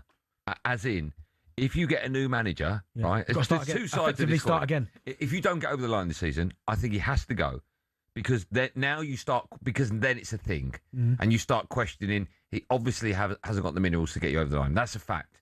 But then again, the risk is the flip side. A new manager is going to rip up the team he's got and make it his own. Yeah. Then it's going to cost you another £1 billion, and there's no guarantee. Yeah. I don't really know what you do next. Although if you lose this, like if you win the FA Cup, that's not enough. If you win the League Cup, that's not enough. But Arsenal fans will go, well, we won a trophy. No, do you know what it is? I think we're certainly with Arteta and a new manager. It's not so much starting again, really, because the squad's already set. Do you know what I mean? The squad's there. Declan Rice, you hope, signs a new contract. Saka just signed a new contract. So I think, was it Saliba, Gabriel recently signed a new contract as well? So the squad's there. You just bought Gyökeres. He's just come in. Yeah. But listen, I'm fully behind him. I'm fully behind him, Arteta. But at some point, you got to get over the line. You've been given everything you want. What are you reading I'm now? just reading lyrics. More lyrics. North London forever. Mate, listen, this ain't Virgin. Every time I hear the old school talk about the good old days, So what's going on there? or every time I watch the football and have a ruby with the lads, I don't think the Ivan Novello Award came for that singer-songwriter. Arsenal fans, you can have your say when we come back. 0371. Are you coming with the OB there? 22, 33, 44. Are you coming? Yeah, I'll be there, my friend. Unlike the Premier League trophy. Arsenal fans, you can have your say next. Lava Driver Talk Sport.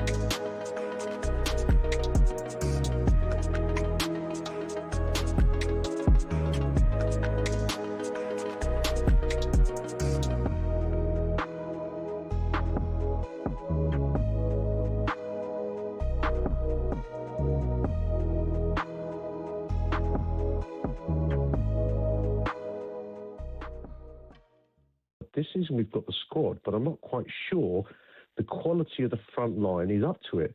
I don't rate Gyökeres. He's come in supposedly as the goal scorer we were hoping that we needed to get us over the line. He's not been that person. We signed Eze, who actually was on the verge of going to Tottenham. And with all due respect to Eze, he's talented, but he's more of a Tottenham player because he's an in-and-out player. He doesn't do it week in, week out. He's a streak-type player. He's not an Arsenal player. Madueke, he's a good understudy maybe for Saka, but he's not a first-teamer. He's great with all the tricks, but his final ball is not good enough. So I think that the problem is our front line. Is something not quite right with the front line insofar as we're not effective enough. We haven't got that killer instinct to go out and smash teams. Last night, you're 2-0 up, go out and smash them, put them to rest, and we haven't done that. Well, you cannot let Leeds... Keith, I know you know your stuff. Who's your top goal scorer this season? Good question, actually. I believe... I think it probably is Gyökeres, I think. Gyökeres. But that's and he's irrelevant, coming in really, for it this morning. Sorry? He's coming in for it this morning. look, we got him thinking, we got a striker there who's got something like 98 goals in 100 appearances in Portugal. We thought this guy, and I think he actually thought he was going to come into this team and score a hatful of goals every week. He's had a bit of a humbling experience.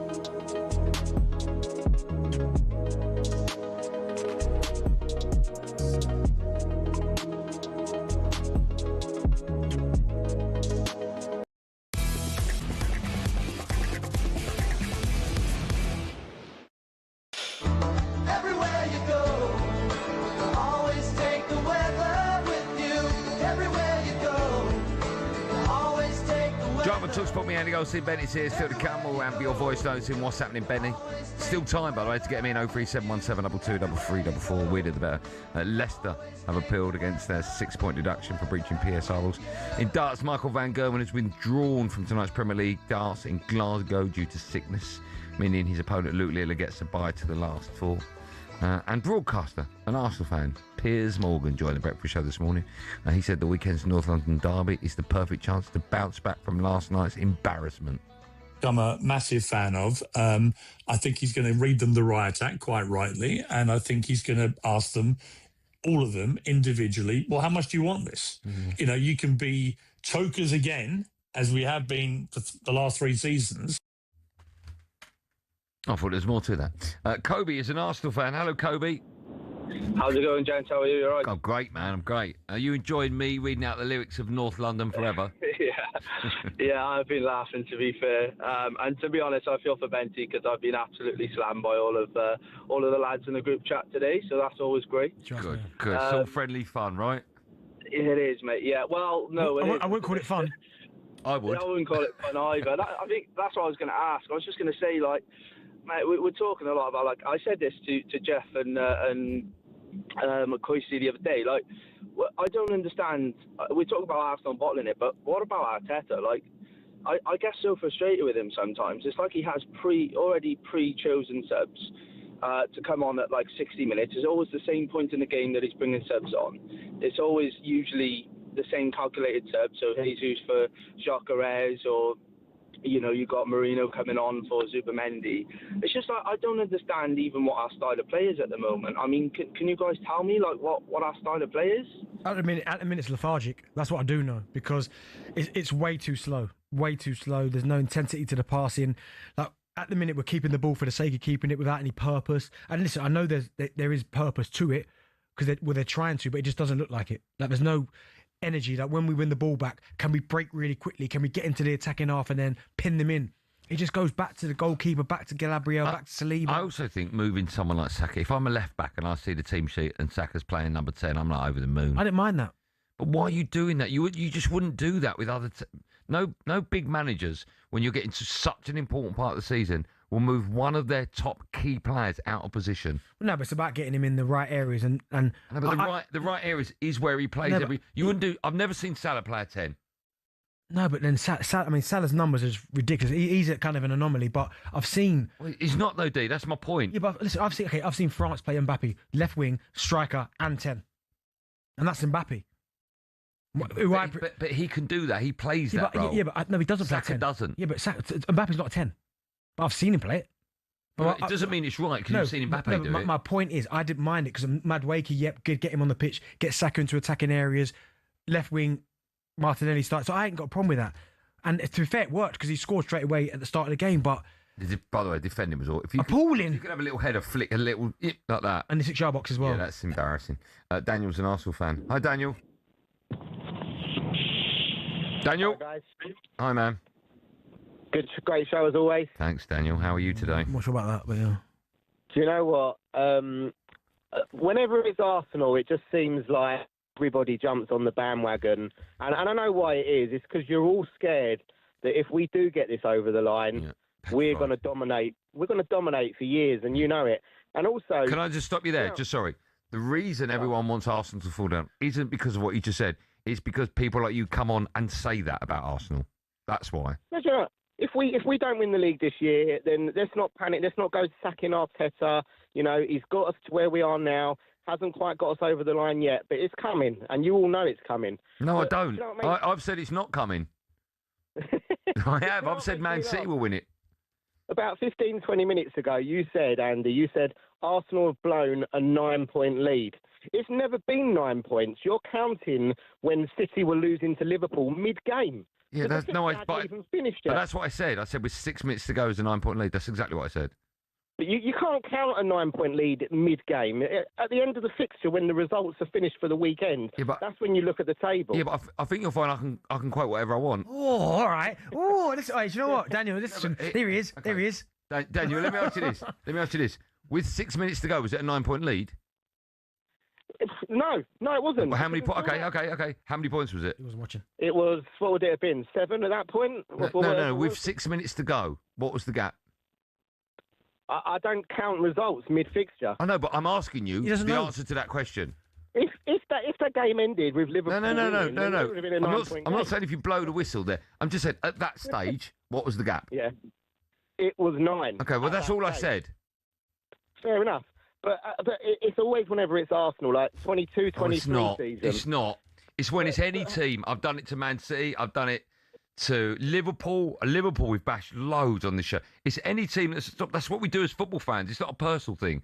I thought it feels personal. It's not personal. Do you know what kills me as well is everyone always comes out with the line, oh, if they don't do it this year, then they're never going to do it. I've been hearing that for like 3 or 4 years. Oh, next season they've been right. Will be back. Chelsea will be back. Man United will be back. And every year, like Man United haven't been back for donkey's years. They were back 3 weeks ago, weren't they? What, one game? Yeah. One game. Let's see where you guys finish. Let's see where you guys finish. We'll win it. We'll win it, Andy. And Daniel, I don't think you will win it, honestly. Do you know what? A couple of weeks ago, I was confident. I'm not going to lie. We've lost our form. We need to get it back quickly, and there's no better game than this weekend to go and put them further in the relegation battle and get ourselves back on track. Can I ask, if you don't beat Spurs, do you think you've got problems? I think if we lose, we've got problems. Okay. But a draw, no, you're okay. It's not ideal.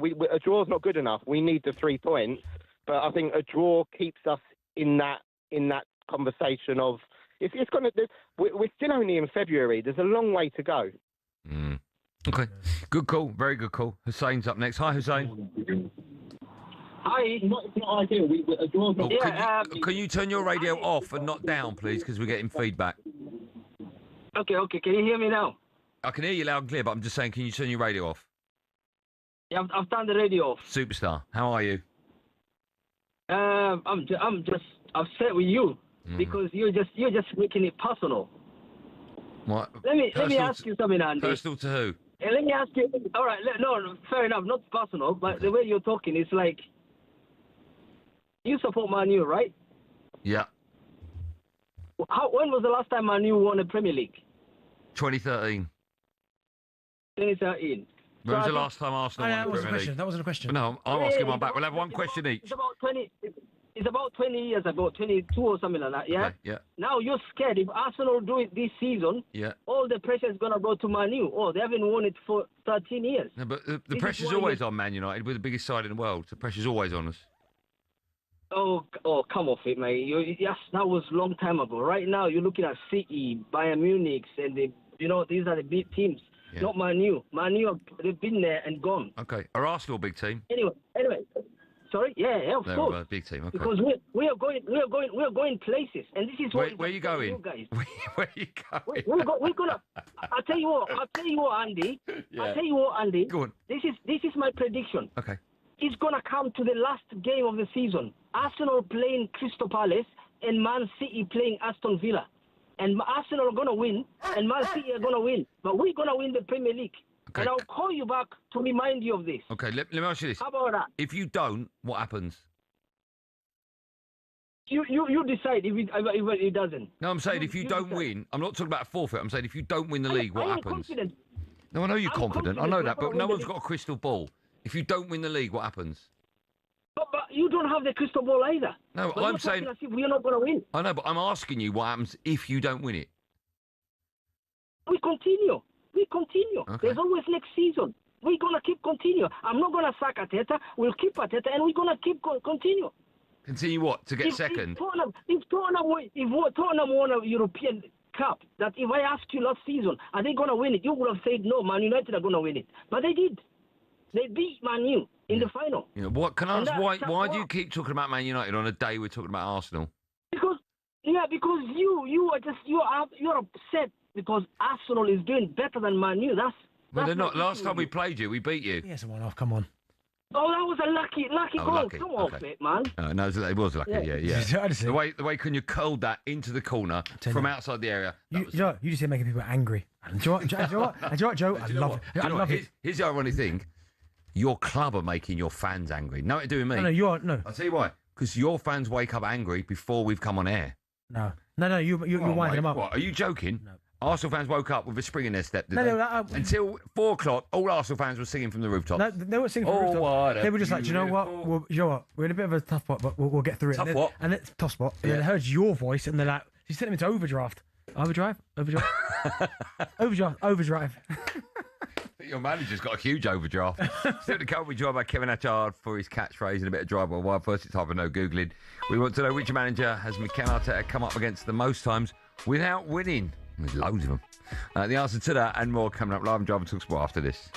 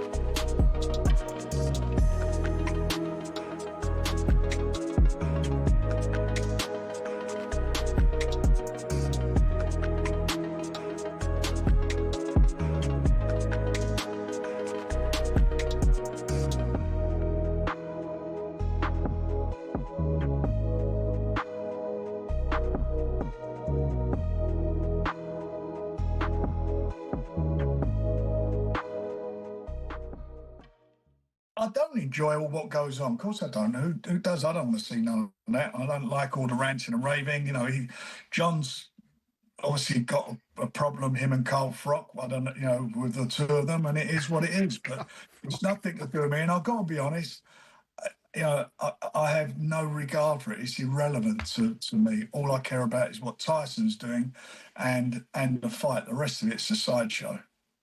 You say that, Frank, but you are the promoter. I'm not the promoter. You're Tyson's promoter. I'm Tyson's promoter, but I'm not the promoter of the event. It's a ring event. It's on, you know, I have an exclusive contract with the Zone. This fight's on, as you well know, it's on Netflix. But if you're uncomfortable with it, Frank, might you not have a word with Tyson? I don't understand. Sorry, but I'm not responsible for what people do or in their family members are in or with them or whether that's down to them. It's nothing that I'm not responsible, nor would I take the responsibility for that. You know, it's no different if one of your relations starts ranting and raving and screaming and shouting. It's not down to you. If it were an event that you were a promoter of note on, say, for example, you make the fight between the winner of Dubois versus Wardley, and you... Tyson Fury, Floyd Mayweather, Canelo Alvarez. Just hearing these names makes you think money and the hundreds of millions of dollars, pounds or Saudi riyals in boxing. But that's at the top. At the bottom, it isn't quite the same. Even for those on the rise, there's not an awful lot of cash in the boxing world. And if you're just starting out, well, it can be a very costly exercise indeed. But don't take my word for it. Here's the former European champion talkSPORT's Spencer Oliver. You're turning professional and you're boxing, let's say, York Hall on a non-televised fight. You have to sell tickets to earn any money, but you have to cover the wages of your opponent as well. So if you don't have the ability to be able to sell enough tickets, you effectively have to pay to fight. A far cry then from Jake Paul facing Mike Tyson in 2024, when the purse was reported to be around £48 million. But the vast amounts of cash lining the top dog's pockets isn't the norm in a typical fight. Let's say you're lucky and you get between 5 and 10 grand. You're going to get 10 grand max for that. 10% goes to the trainer, 25% goes to the manager. Then we've got the tax man to pay as well. So we're cutting that money in at least half. So now you've got 5 grand for a 10-week camp. So you're talking about a guy here earning, he might be clearing 500 quid a week. How do you support a family on that? So boxers chase the dream. And, you know, there's probably 2% of them that actually make it. So say you do make it and you start to rise up the ranks. Strikers Boxing, a training academy, says the mid-tier fighters can earn more, somewhere between £10,000 and £50,000 a fight, depending on record, profile, opponent and popularity of weight class.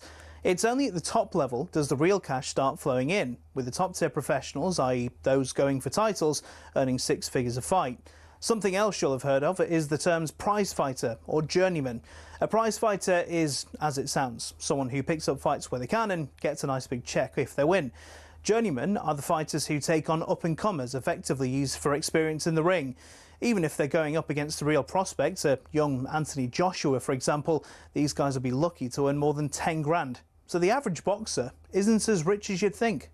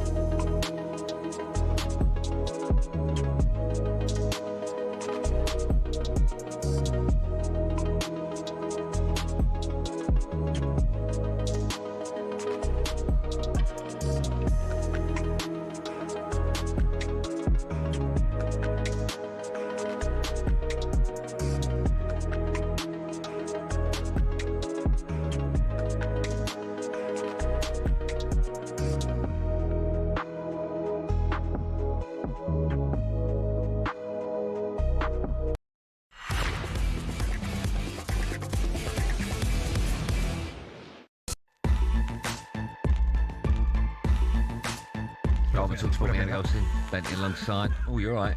Yeah, man, cool, man. Coughing. I like your top, by the way. I like that. People watching on YouTube. A lot of people have said that. Yeah, it's nice. Blue, though, isn't it? Blue and white. Yep. Spurs, that is. What? Blue and white Spurs. Weird, isn't it? No, I'm not Spurs. For an Arsenal fan. You're changing, are you? Changing allegiance. Hoffenheim. Hoffenheim. Before the break, ask the question, which manager Mikel Arteta has come up against the most times without winning? Klopp. Pardon? Klopp. No. Pep. No. He's beaten Pep. Well, he's not. 4 games, 3 draws, 1 defeat. Oh, 3 draws and 1 defeat. You see him on a fruit machine. Oh, on the fruit machine? Yeah. No idea. Where you put your money? The slot. Arnie. There you go. Still to come, we'll be hearing your voice notes in what's happening, Benty. We need a few more, I'm being told. It means you've got a great chance of yours being heard. 03717 223344. Stick that in your phone, open up WhatsApp, send us a voice note. It's very simple. Hold down the microphone button and then go, hey, what's up, Benty? It's John here from Dagenham. Here's my question. And then ask your question. You could say, for argument's sake, when was the last time you got your hair cut? I know you don't need to. No, but I had a nice lineup, innit? I'm not happy with the lineup, man. But what? I know, but I'm just. You gave it to me. I know. Well, I gave you the top bit. You're doing the bottom bit. No, you didn't. You give me everything. No, I'm not happy. Nice, isn't it? Obviously got some nice beard product as well. Yeah. Goldstein's Golden. No, it wasn't. No, it wasn't none of that. Time now for this. It wasn't none of that. Drive Worldwide. You'll do no such thing. Well. Time for Drive Worldwide as we take a look at some of the biggest talking points from across the world of football. Join us now, European football expert guru with the best catchphrase in the world. Kevin Atchard joins us. Hello, Kev. How are we, chaps? Well? Oh, beautiful. Yeah, but I heard you the other day on H&J, and they went, Kevin Atchard, and you went, hello, good afternoon. And it just sounded terrible, that, without the catchphrase. So he's loyal. I appreciate you keeping it for us. Yeah, that's it. You asked the question and I answered. It was, I stuck with it. Very kind of you. Are you good? You well? Yeah, really good. Really good. I think we've had some fantastic Champions League action. Obviously, one game that stood out for the wrong reasons, but in general, I think we've had some fantastic. I just want to say, Kev, by the way, I heard you speaking on that. I think it was on Sky, and I thought you was brilliant on it. I think it was Sky or somewhere. Mate. I thought you were brilliant on it. Thank you. Yeah, I just think I was the main driver, really. Obviously, we're here again talking about, a racism allegation. But regardless of how that shakes down, I just thought the way that Jose Mourinho spoke about it afterwards and kind of feeding that narrative that Vinícius Jr is somehow, to blame for these incidents that happen to him from time to time, I just thought was such a shame and just so disappointing. So I agree. We're obviously talking about Vinícius Jr and the racist abuse he received. I feel exactly the same with Jose. I was stunned about that. But also Martin Clattenburg, working for Amazon Prime, was almost justifying that there are certain times when, if you're going to go over to the corner flag and celebrate like that, what do you expect? I was dumbfounded by it. I was absolutely dumbfounded by it. Yeah, and he's apologised for that since, I'm led to believe. So, yeah, it was a... this is the narrative that we do need to get away from. And it's not just for Vinícius Jr, it's for anybody who suffers any kind of... racist abuse. Obviously, this is an ongoing investigation, but if we're talking more generally, any player that receives any kind of racist abuse, the idea that you would reach for a justification and say, well, they shouldn't have celebrated like that, they shouldn't have done that, they shouldn't antagonise the fans, is never, ever a justification for any of this. I agree with you. Kevin, right, we've got lots to talk to you about. Firstly, I don't know if you saw Karabag last night in European action. If you didn't and you haven't seen it yet, would you ever put them down for a home win or not? Because Darren Bent did in earlier on in the show. He said they'd beat Newcastle. I don't know if you're aware of it, but they lost 6-1. What do you make of Benny predicting a home win there? I get it. I do genuinely get it. Because... What do you get? See? What do you get? Madness? Do you understand madness, do you? Look, if you look at what they had done in the competition up to that point, I know people looked at the game at Anfield and said they got hammered, but actually I think they were, by their own coach's admission, a bit overawed about going to Anfield. They were pretty much through anyway. So I think we could take that one out. If you look at the other things, 2-0 down at Benfica, came back to win 3-2. Beat Copenhagen at home. Beat Frankfurt at home. Drew 2-2 with Chelsea and could have won that game. So I think that the narrative actually should be how good were Newcastle.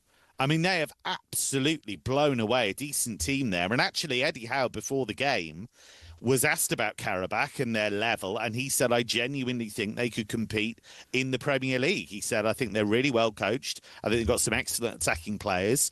And I think he genuinely believed that and probably still does. But I just thought, I mean, it was 18-0, the shot count at half-time. 18-0.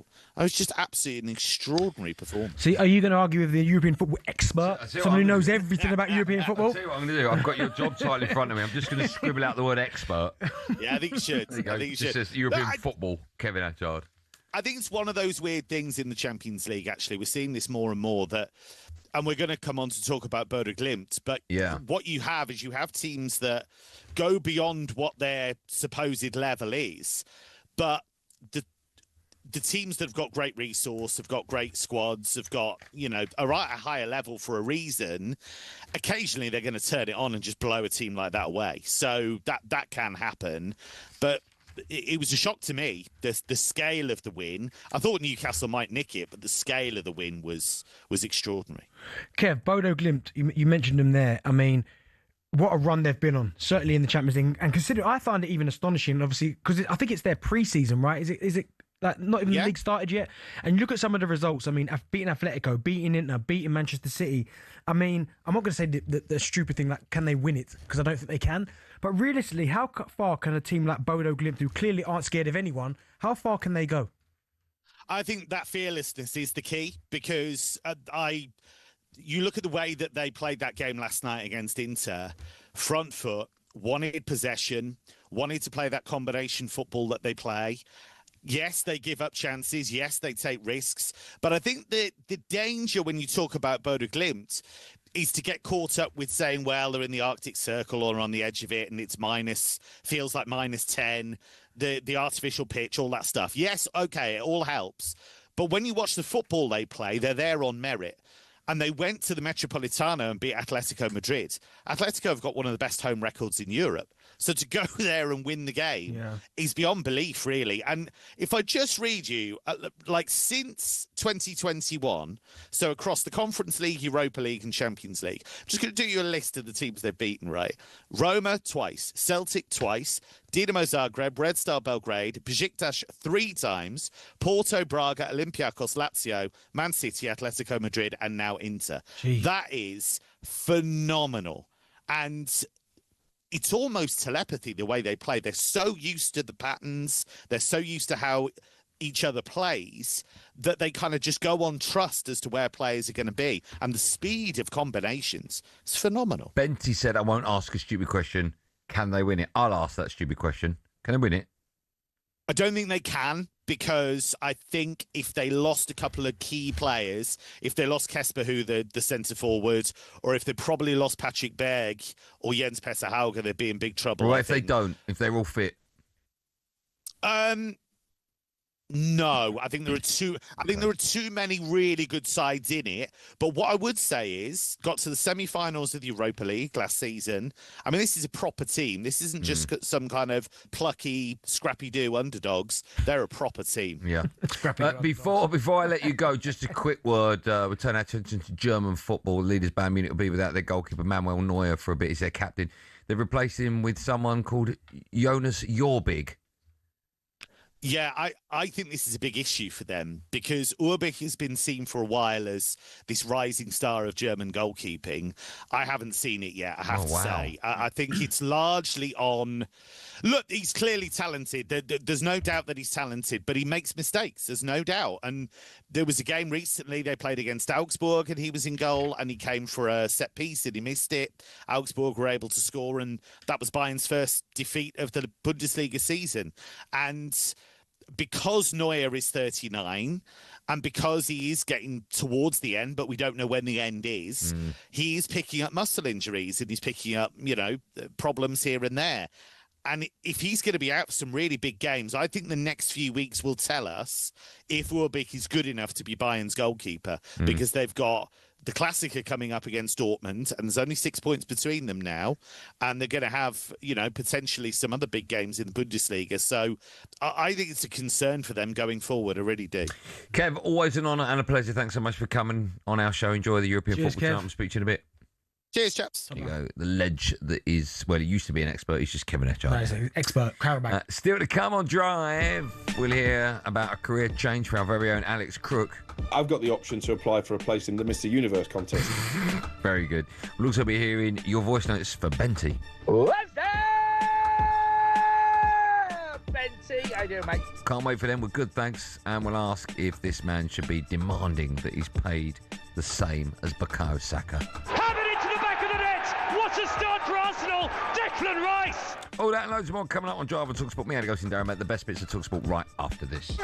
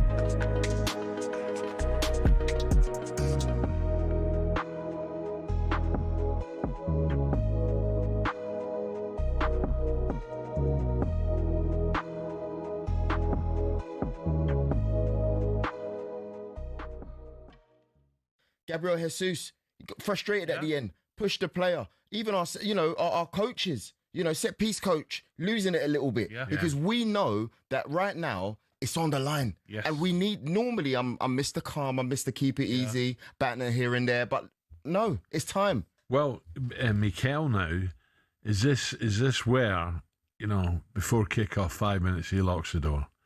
He says, don't you dare let yourselves down. Look around you. Player for player, we're different class to Tottenham. Do not blow it now. Get out there, concentrate, win your 50-50s and get our game going. Then we beat this mob. If the attitude is not 100%, you're in for a shock. Do not let me down and don't let your mate next to you down. He's got to do that. This is a big game. If he doesn't do that, I'll be surprised. I'll be disappointed, heartbroken and shocked. We need the boys to galvanise together, man. This is the time. Because honestly, I can't have this man on my right-hand side here, Gabby, at the end of the season, singing second again, ole, ole. Say if you do finish second, what happens if the dog win? Does the dog stay? Listen, mate. Or does the dog go? Does the dog have more game time on the trading pitch? This is nothing to do with the dog. Leave win alone. The dog win at Arsenal training ground.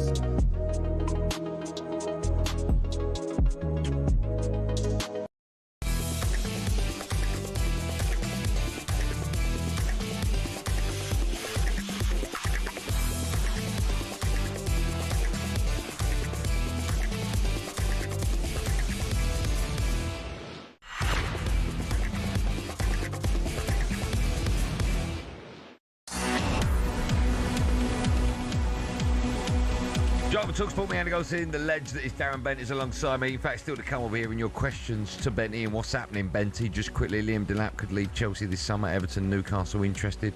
Ange Postecoglou has ruled out returning as Celtic manager. And the latest episode of Fiery Fridays is out on the talkSPORT Daily podcast tomorrow morning. Every week, Adrian Durham, Alex Cook and Angelina Kelly arrive at one blazing hot take each.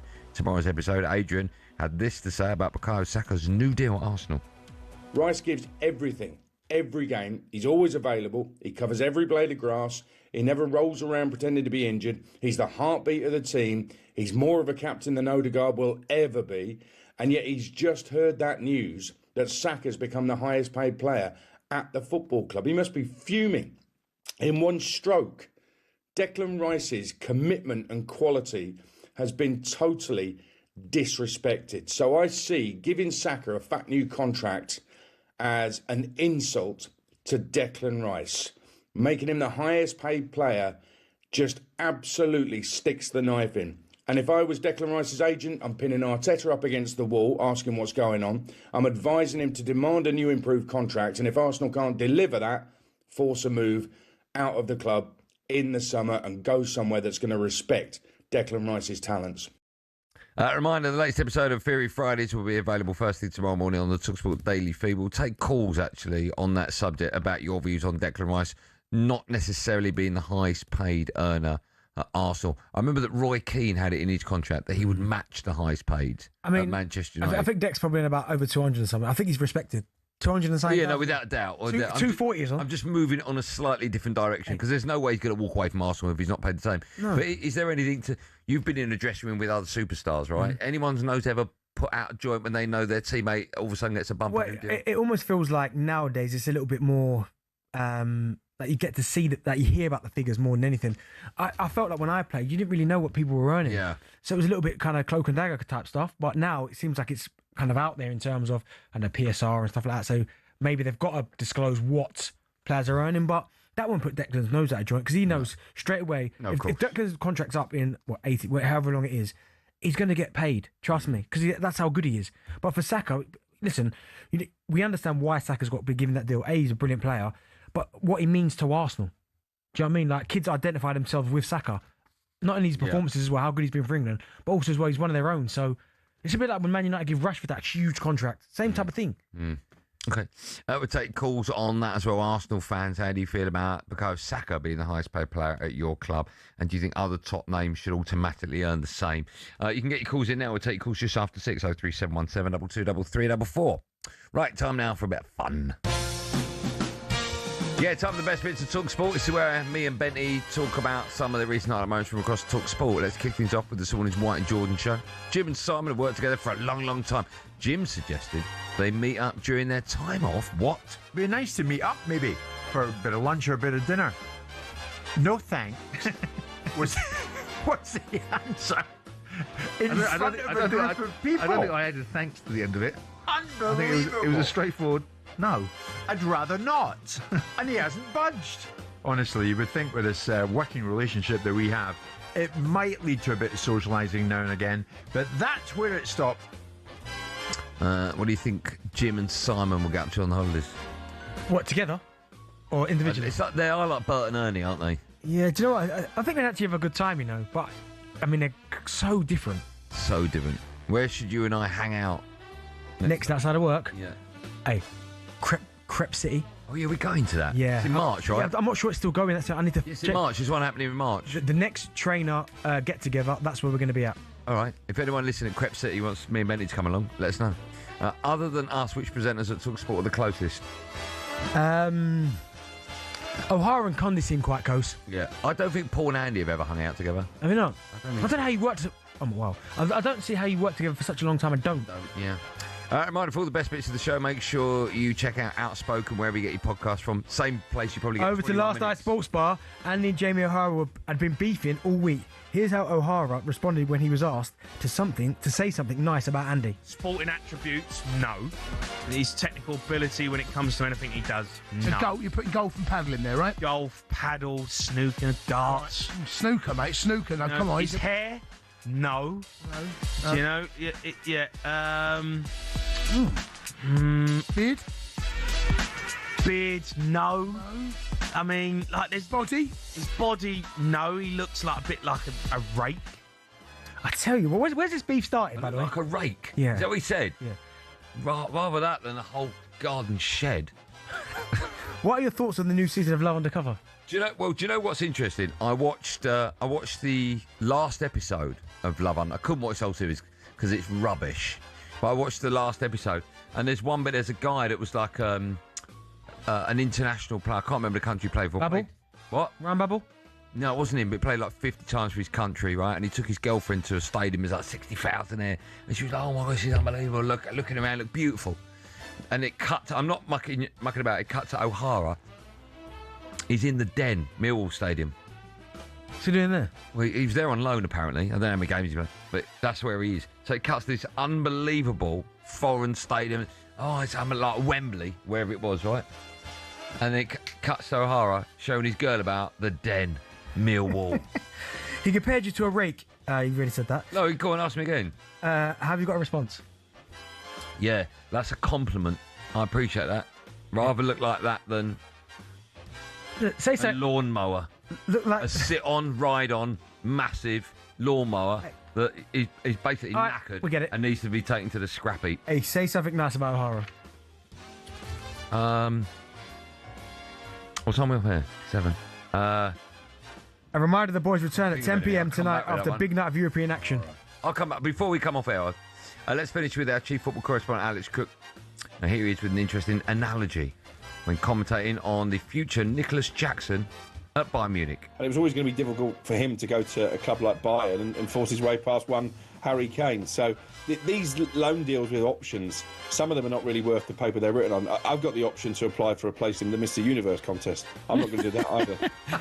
I think you're on the way. I like that. How will Cookie get on in Mr. Universe? I think he'd do all right, you know. Wearing them little pants and that they wear. Yeah, I'd like to see that. Oiled up and that. Yeah, I'd like to see him oiled up. If you give Crookie one piece of advice, what would it be?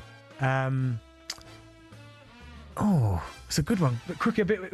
No, do you know what? I ain't got any advice for him, but he could just say thank you every once in a while because That'd be obviously I made him. Do you know what I mean? He was on I know the you book did. room. I know. made He him. was nothing before you. Exactly. Just say a little thank That's you. how I feel about you. Yeah, I think you.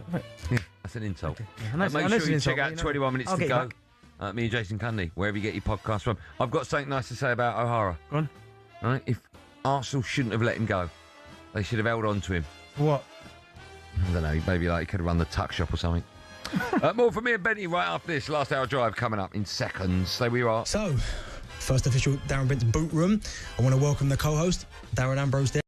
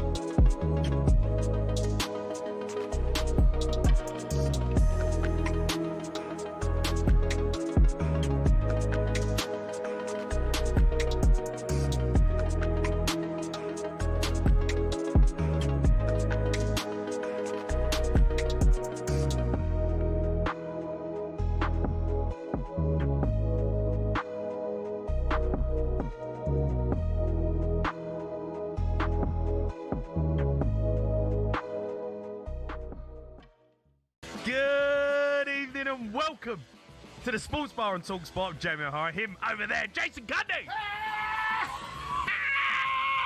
Has anyone seen Arsenal's 2-goal lead? Arteta, be 2-goal lead. You must have won. Hello, beating Gunnosaurus kiss. Oh, but do me a favour. 1-0. Win the dog. Win the dog. Win the dog. Can you me with the dog? You must have won. Hello, beating Gunnosaurus. Darren Bent. Benty. Darren. Benty. Can you me, Benty? You must have won. Hello, beating. The kebab man has Arsenal score. The Loch Ness monster. David Raya, Matt Lucas, Matt, you're going to win a beat. Here's Morgan, Thierry Henry, Woodsy, Laura, you're going to win. Never beat. Wow. The title race is on. It's wide open. Aguero, Solskjaer, Deeney, Watkins. Sure, you know all about those last-minute goals, but have you heard the one about the on-loan goalkeeper who saved his temporary employers from disappearing out the Football League and into almost certain financial oblivion? Back in 1999, Carlisle United, managed by Nigel Pearson, were fighting to stay in the Football League. Carlisle's finances were precarious with a capital P that season, leading to a scenario where, with 3 games to go, they had to ask the FA to sanction an emergency loan deal to bring in a goalkeeper. Swindon Town's Jimmy Glass arrived at the club. His efforts in his first 2 games earned the Cumbrians 2 draws. Those vital points meant that Carlisle went into their final game of the Division 3 season, now League 2, needing to beat mid-table Plymouth Argyle in front of their own fans and hope their relegation rival Scarborough didn't win against Peterborough at home. The game at the McCain Stadium finished 1-1, and with the same scoreline at Brunton Park deep into injury time, Scarborough's fans invaded the pitch en masse, believing their Football League status was secure, convinced they'd done enough to stay up. However, there'd be one more plot twist. Carlisle won a corner in the dying seconds, and up came Jimmy Glass. In one of those you couldn't make it up moments, Glass scored from a rebounded header and was promptly swamped by teammates and thousands of fans who quite simply couldn't believe what they'd just witnessed. As for Jimmy Glass, he became an overnight celebrity, but he never played for Carlisle again, and his playing career never really kicked on after that defining moment. He took on various jobs outside of football before finding his way back into the sport as player liaison officer at Eddie Howe's Bournemouth, and most recently the general manager at non-league Wimborne. Not the fairy tale ending to one of the most Hollywood moments in football, but the name Jimmy Glass will live on forever as the scorer of that goal arguably the most important in any club's history.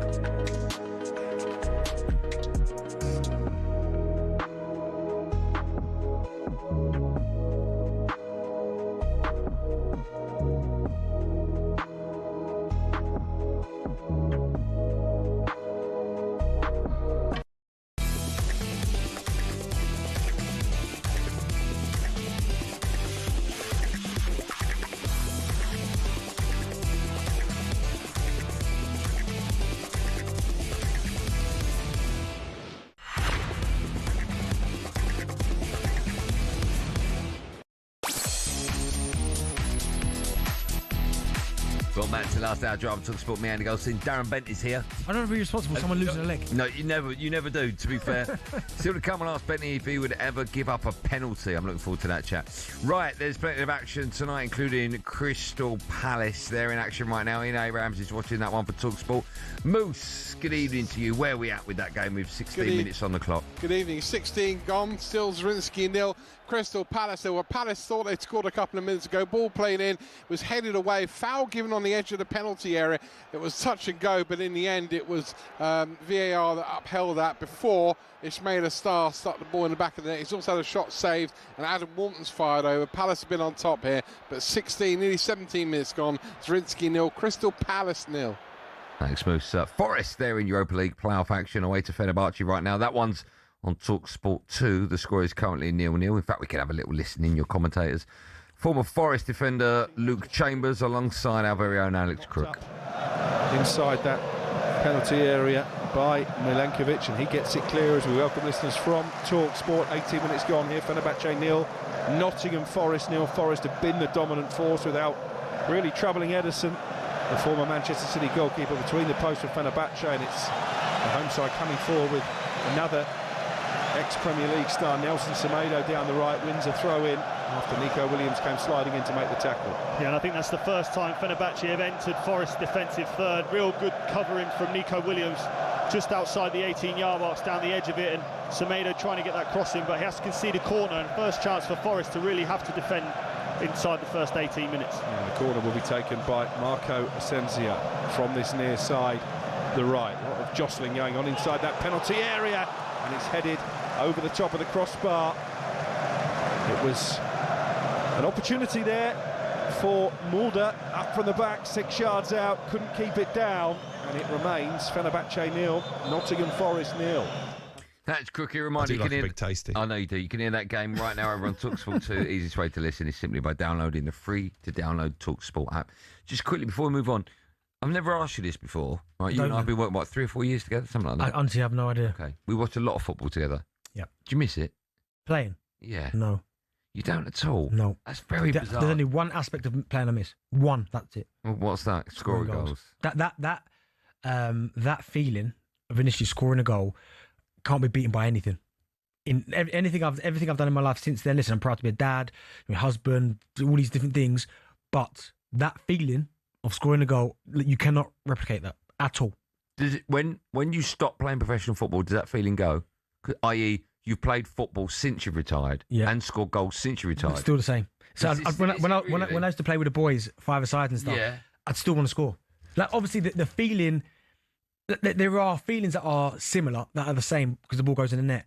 Not to that, obviously, to that extent, but still, if I played 7-a-side, 9-a-side with the boys from talkSPORT, we used to do, I'd want to score, man. I know you want to, but if you whip the ball in from outside the area when we're playing on a Thursday night, for argument's sake, Is that feeling's not the same as if you did that in the Premier League? No, not the same, but there are similarities where there's that kind of like relief feeling, like, oh, nice. I still got it. Not even so much you've still got it, but it's just, oh, there you go. But you don't miss actually playing the game. No, and there's so many aspects of the game as well I've just forgotten about, like how much preparation goes into it, how much time you spend recovering, like make sure you eat the right foods, getting enough rest in, warming up. There's so many bits I'm like, oh my God, I forgot about that. The team talks before the game, the debriefs after a game. Like coming in on a day off where you're having a cool down, things, you know what I mean? Things like that. It's just. If I would have sat next to you in a dressing room 3 minutes before you were going out, yep, would you have been this? No, you wouldn't. What would you have been like? Probably just zoned in into what I'm doing. You are zoned in, right? Yeah, doing what I'm doing. When does that start? Morning of? Yeah, a little bit like that. But I was one of those where I always used to, like, certainly early on, I'd go out when we got to the stadium. I'd go out to the pitch, and I'd kind of walk around the penalty area, and in my head I'd be visualising where the ball's going to go in the net, like where I'm going to score from. Really? Yeah, like I'd be looking at the penalty area, and I'm sure a lot of strikers do it, but that was something that I used to like to do. Go out, have a look around. Both ends, you do that? No, not so much both ends, but certainly one end. I'd go to that end and have a little look around and go, okay, like see myself scoring from this angle, from that angle. In you there. Picture it, you imagine it. Yeah, I think you have to. I think that's such a. I've never heard anyone say that before. Yeah, it's a key component. I totally get that. Because visualization, yeah, and then it got to a point where I stopped shooting before games, because the shooting that I used to do before games, it was so unrealistic.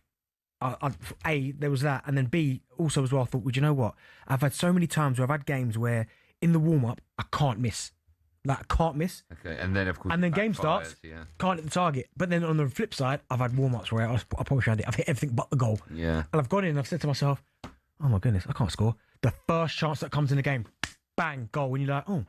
So in the end, I just stopped doing it. Yeah. Whatever will be, will be. I get that. Someone has scored in the game involving Nottingham Forest. Jeff Peters is watching for talkSPORT. Can tell us which way it's gone. Jeff, good evening. It is Fenerbahce 0, Nottingham Forest 1. The goal scorer is the centre-half Murillo, and what a strike. He raced up from the halfway line, got about 20-25 yards out, and then he decided to have a go himself. He had teammates around him. He hit it low, left-footed, across the goalkeeper, into the far corner. It is a stunning goal. They've started well in this game, and Murillo has given the visitors the lead. The game is live over on talkSPORT 2. It's Fenerbahce 0, Nottingham Forest 1. Good work. Thank you for that, Jeff. Yes, just a reminder of that game, as he said. Quite rightly so, he's live over on talkSPORT 2. Right, time for little Benty. What's up, Benty? What's up?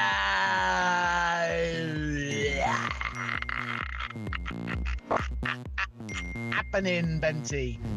What up, Benty? Work, everyone. Yes, time for What's Happening, Benty, where we give you the dance floor to ask former Burton Albion loanee Darren Bent anything your heart desires. It says on his birthday, yeah? We're just leaving that uncopied. Wait, don't tell me that's on there again. On his birthday. How many weeks ago was your birthday? 4 weeks? This was on there last Thursday. It's unbelievable. Shall we jump straight in with number one? Yes, I hear you cry. What's up, Benty? Now, I know you love your trainers and you love Arsenal. Which could you live without better? No trainer collection or Arsenal not winning the league this season? Give me flip-flops, man. What about Red Wings? What? Red Wings and skinny jeans? Yeah. And Arsenal in the league. Give me Red Wings and skinny jeans. Are you doing that? Yeah, man. Yeah. You give up? Andy, I'm desperate. Oh, yeah, I get that. Yeah. Good question, though. Great question, yeah. Red Wings, skinny jeans. Alice band. When was the last point? When was the last time you wore jeans? I wore a pair of baggy ones the other day. You know I'm going for this baggy phase at the minute, aren't I? Yeah. Baggy jeans? Yeah. They were denim, they were jeans, but you wouldn't have been able to tell unless you really looked closely. See, I thought about getting baggy jeans, but I just thought I'm too old for baggy jeans. I've been wearing some good ones, haven't I? Yeah. Is it yesterday? Yesterday's were amazing. Yeah, these are just these are just some nice kind of nice. you know. Yesterday's I know it doesn't work on the camera, but you know. Yeah, it doesn't. Right, time for the next one. What's up?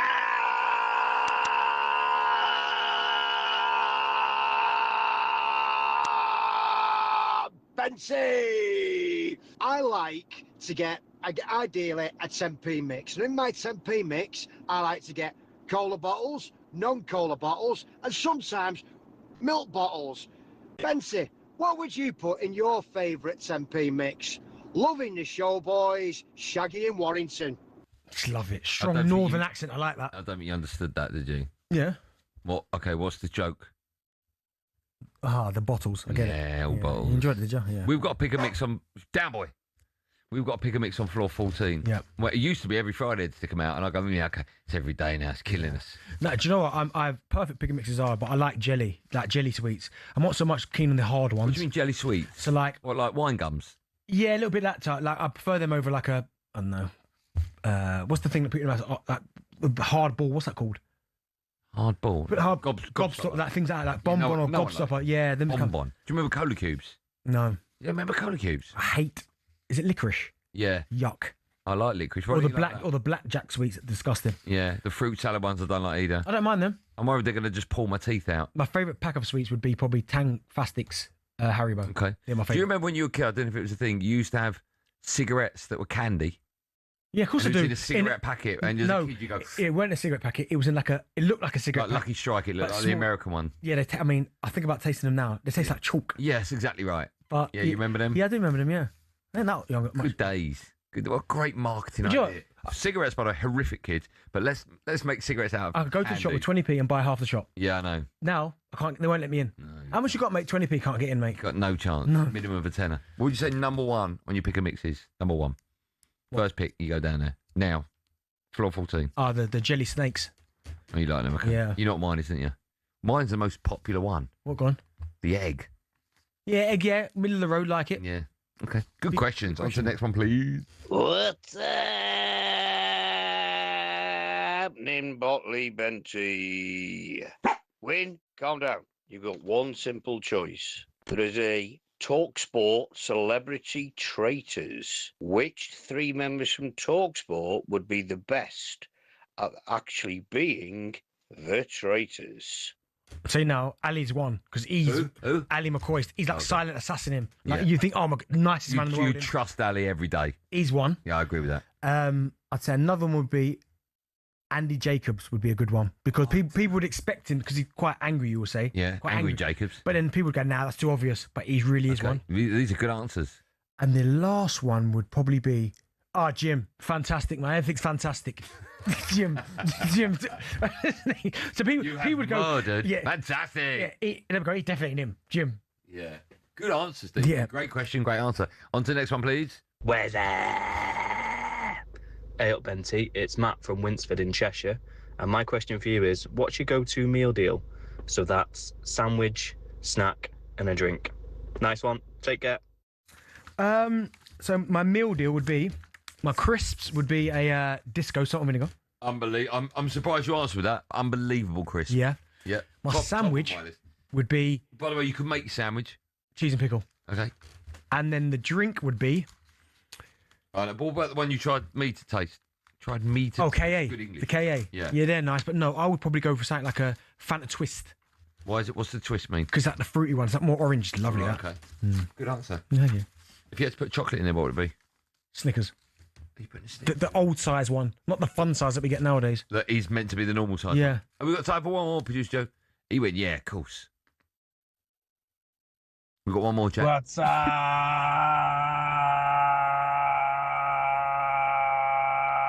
Ben and Benty lads, Stephen, Eversolian from Yorkshire. So if you were to go on a weekend away, lads, weekend away, with anyone that you've worked with, whether it be football or whether it be punditry, 3 lads go on holiday for a weekend away, a messy weekend away, which 3 lads you taking and which destination you going to? Destination, I'm going to Barbados. Right, who you taking me? Could be anyone. Anyone you've been a football player, you're working. I'd go probably Wazza would be one. Really? Yeah, because he's got so much money that he can buy all the drinks. So you've got to think about that. All right, okay, yeah, good. I like that. Yeah. Freeloading. Yeah. I'd go, Bex, because I'm getting any club. I better be that last one. Because I know what I'm getting any club. Because if I'm with him, hey, Bex, get me in. Benty. Darren's a great lad as well. Yeah, you don't love Darren, do you, David? You don't love Darren, do you, David? Darren's a great Yeah, lad. but you don't love Darren. him. Go on. Lad. I love Darren. Yeah, see? No, I love Darren. So, yeah, Bex, Wazza. And the last one I'd take would be Go, what do you mean? Yeah, I'd probably go you, Andy. Just because I know. Imagine that, me going away and send you pictures of me, Bex. Like, listen, no disrespect to Wazza, but all you care about is Bex. Yeah, I love Bex. Yeah. So if I get to Barbados with Bex, anywhere I'm staying, wherever I want, anywhere I need to go. Get not just Bex on the show. I'm getting him in the studio for an hour. Yeah, I love Andy. Thanks. How you gonna do that? I just will. I just know it. Right? Thierry incoming. You won't even get that, mate. How much do you want to bet? You won't get Thierry on me. I know he listens to Thierry, the greatest. I can't wait to come in. Bex listens to the March the 6th, Thierry. That's the day we sit on, right? Why then? I know, that's the day we sit on. Saturday, mate. No, me and Thierry spoke on. Yeah, it's Saturday. He's going to weekend breakfast. I hope he's got a guitar. More for me and DB after this.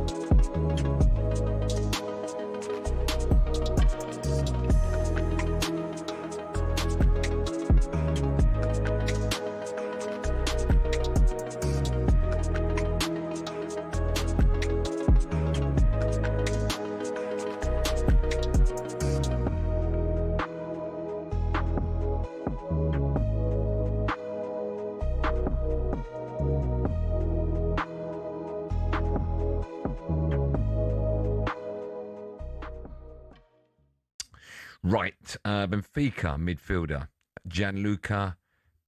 How do you pronounce that? Prestiani? Is that how you say it?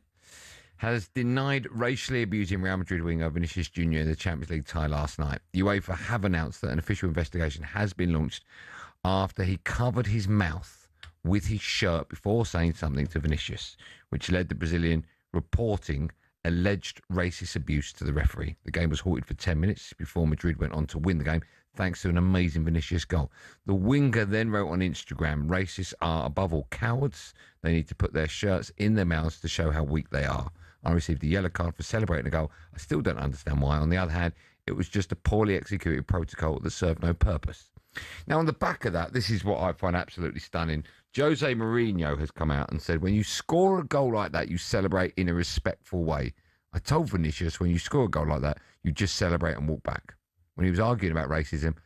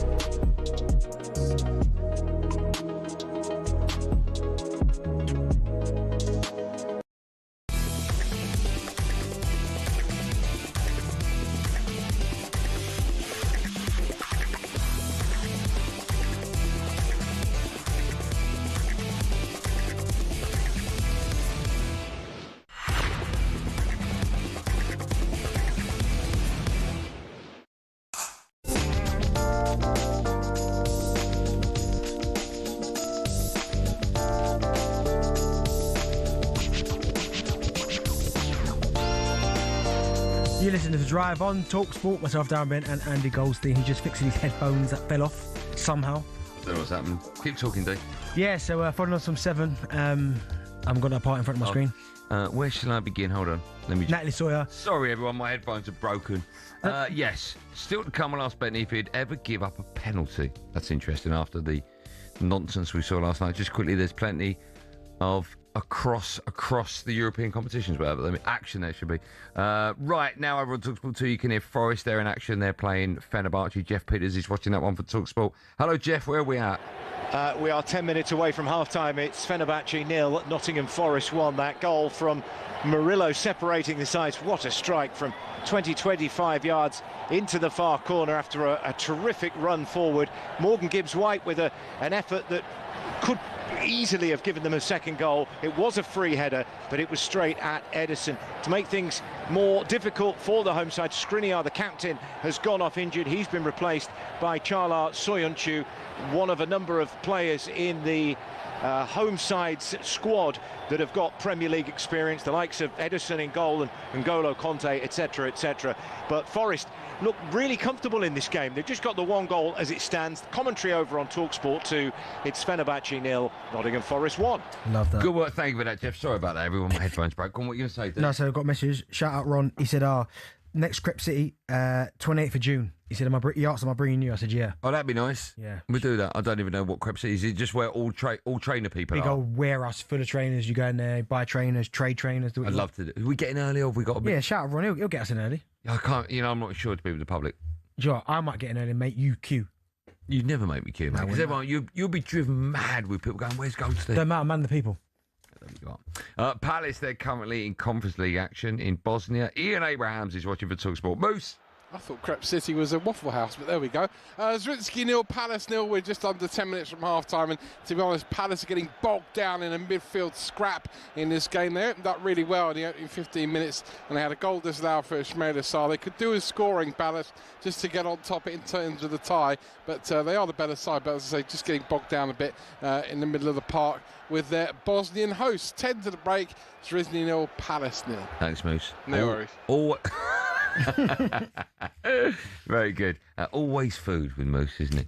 Right, the latest episode of Theory Fridays is out on the talkSPORT Daily Podcast tomorrow morning. Each week, Adrian Durham, Alex Cook and Angelina Kelly arrive with one blazing hot take each. On tomorrow's episode, Adrian had this to say about Bukayo Saka's new deal at Arsenal. Rice gives everything, every game. He's always available. He covers every blade of grass. He never rolls around pretending to be injured. He's the heartbeat of the team. He's more of a captain than Odegaard will ever be.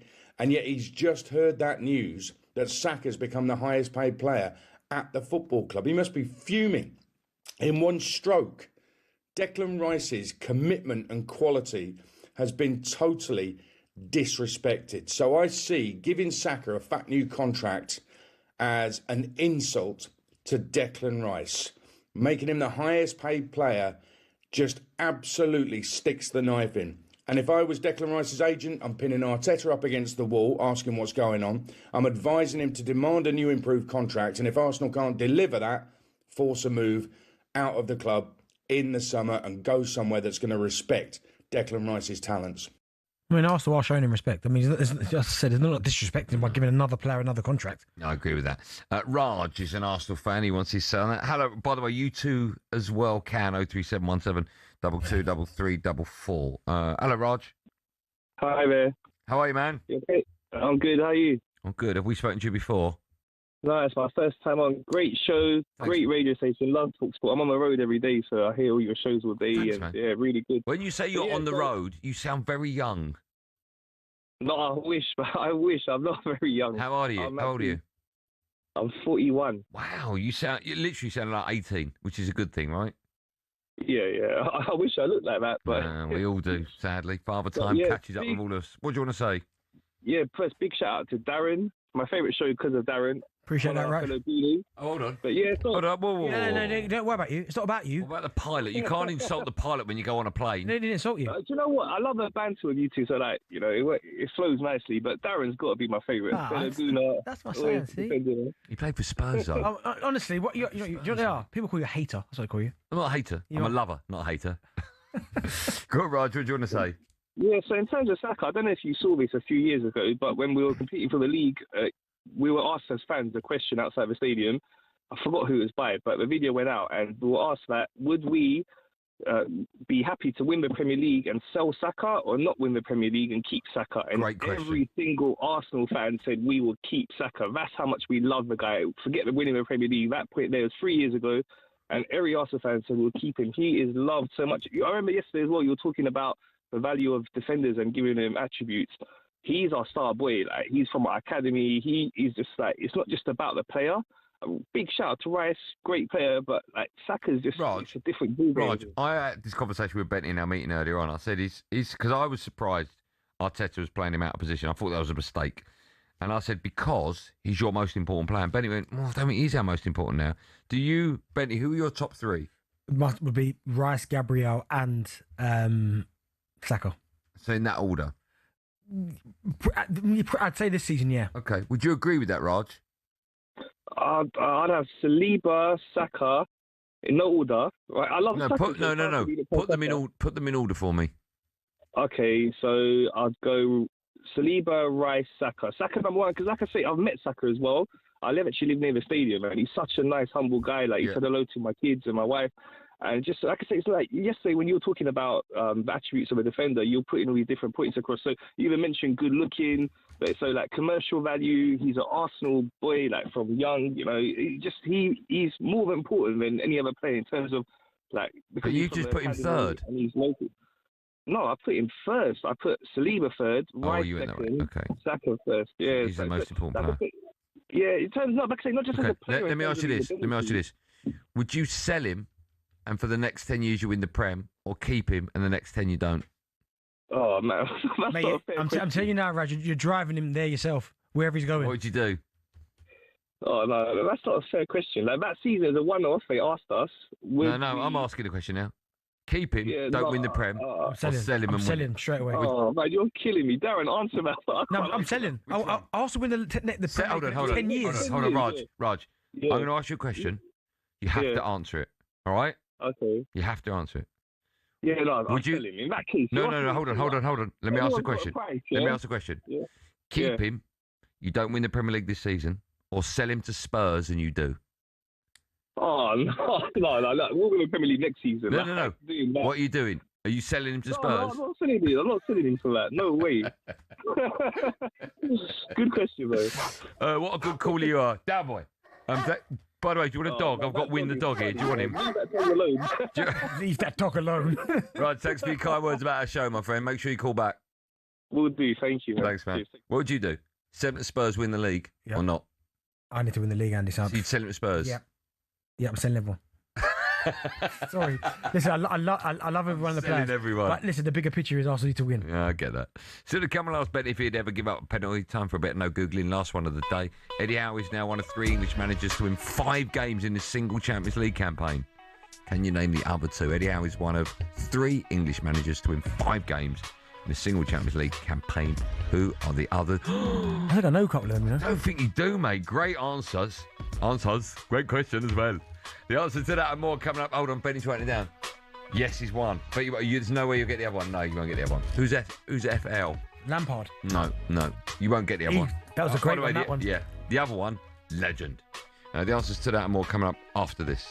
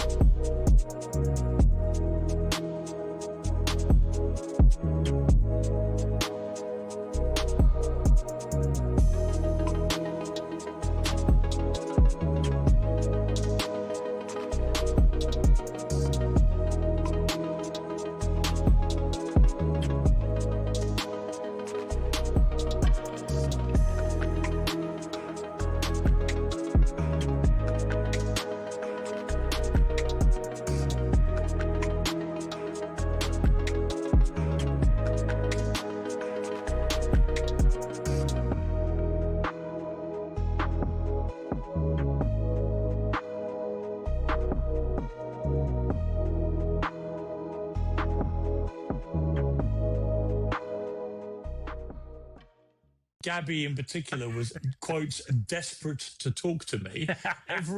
Every sinew of my torso was screaming, I'd rather shoot myself with a with a rusty World War One rifle. And then I thought, you know what? We've had enough Arsenal bottle jobs for 1 12-hour period. It's actually time to face the music, face the pressure, stand up and show this Arsenal team what you do when the heat is on. You don't run away, you don't hide, you actually stand up and you take them on, which is something we singularly failed to do last night.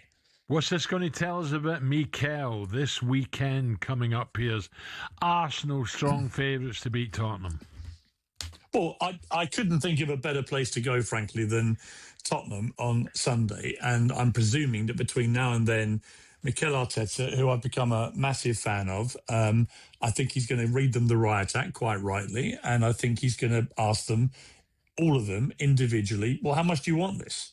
You know, you can be chokers again, as we have been for the last 3 seasons. We have, I still believe, it was a good debate that came after the last time I was on about the strength and depth of the squad. But frankly, last night, the kind of history I thought we might make this season did not include the fact that, did you know this? That there has been no side that's been top of the Premier League in history that has ever chosen. Amen Corner, perhaps the most feared run of holes in golf. Each year, it claims the tournament hopes of many, with balls hitting bunkers and water traps aplenty. But why is it so fearsome, and where did it get its name? Just the thoughts of holes 11, 12 and 13 at Augusta National gives the likes of Rory McIlroy and Jordan Spieth the shivers. McIlroy hit 3 over and Spieth hit 4 over in their final rounds to blow their hopes of a green jacket in 2011 and 2016 respectively. But did you know Amen Corner's name is inspired by a jazz song from 1933? American sports writer Herbert Warren Wint, on the left here, wrote about it in 1958, referencing the song shouted in that Amen Corner when describing the run. Hole 11 is a par 4 over 520 yards with a green guarded by a pond and bunkers to the front edge. 12, perhaps golf's most famous hole, is a par 3 over just 155 yards. The green's guarded by Rays Creek at the front, more bunkers and azalea bushes ready to punish the smallest error. Then there's the 13th that teases the hook shot over the trees. It's a dogleg par 5 over 545 yards that's inviting for big hitters who want to reach the green in 2. If you want to win the Masters, you have to keep your score down around Amen Corner. So who'll be the next to fall victim to golf's most famous and most daunting challenge?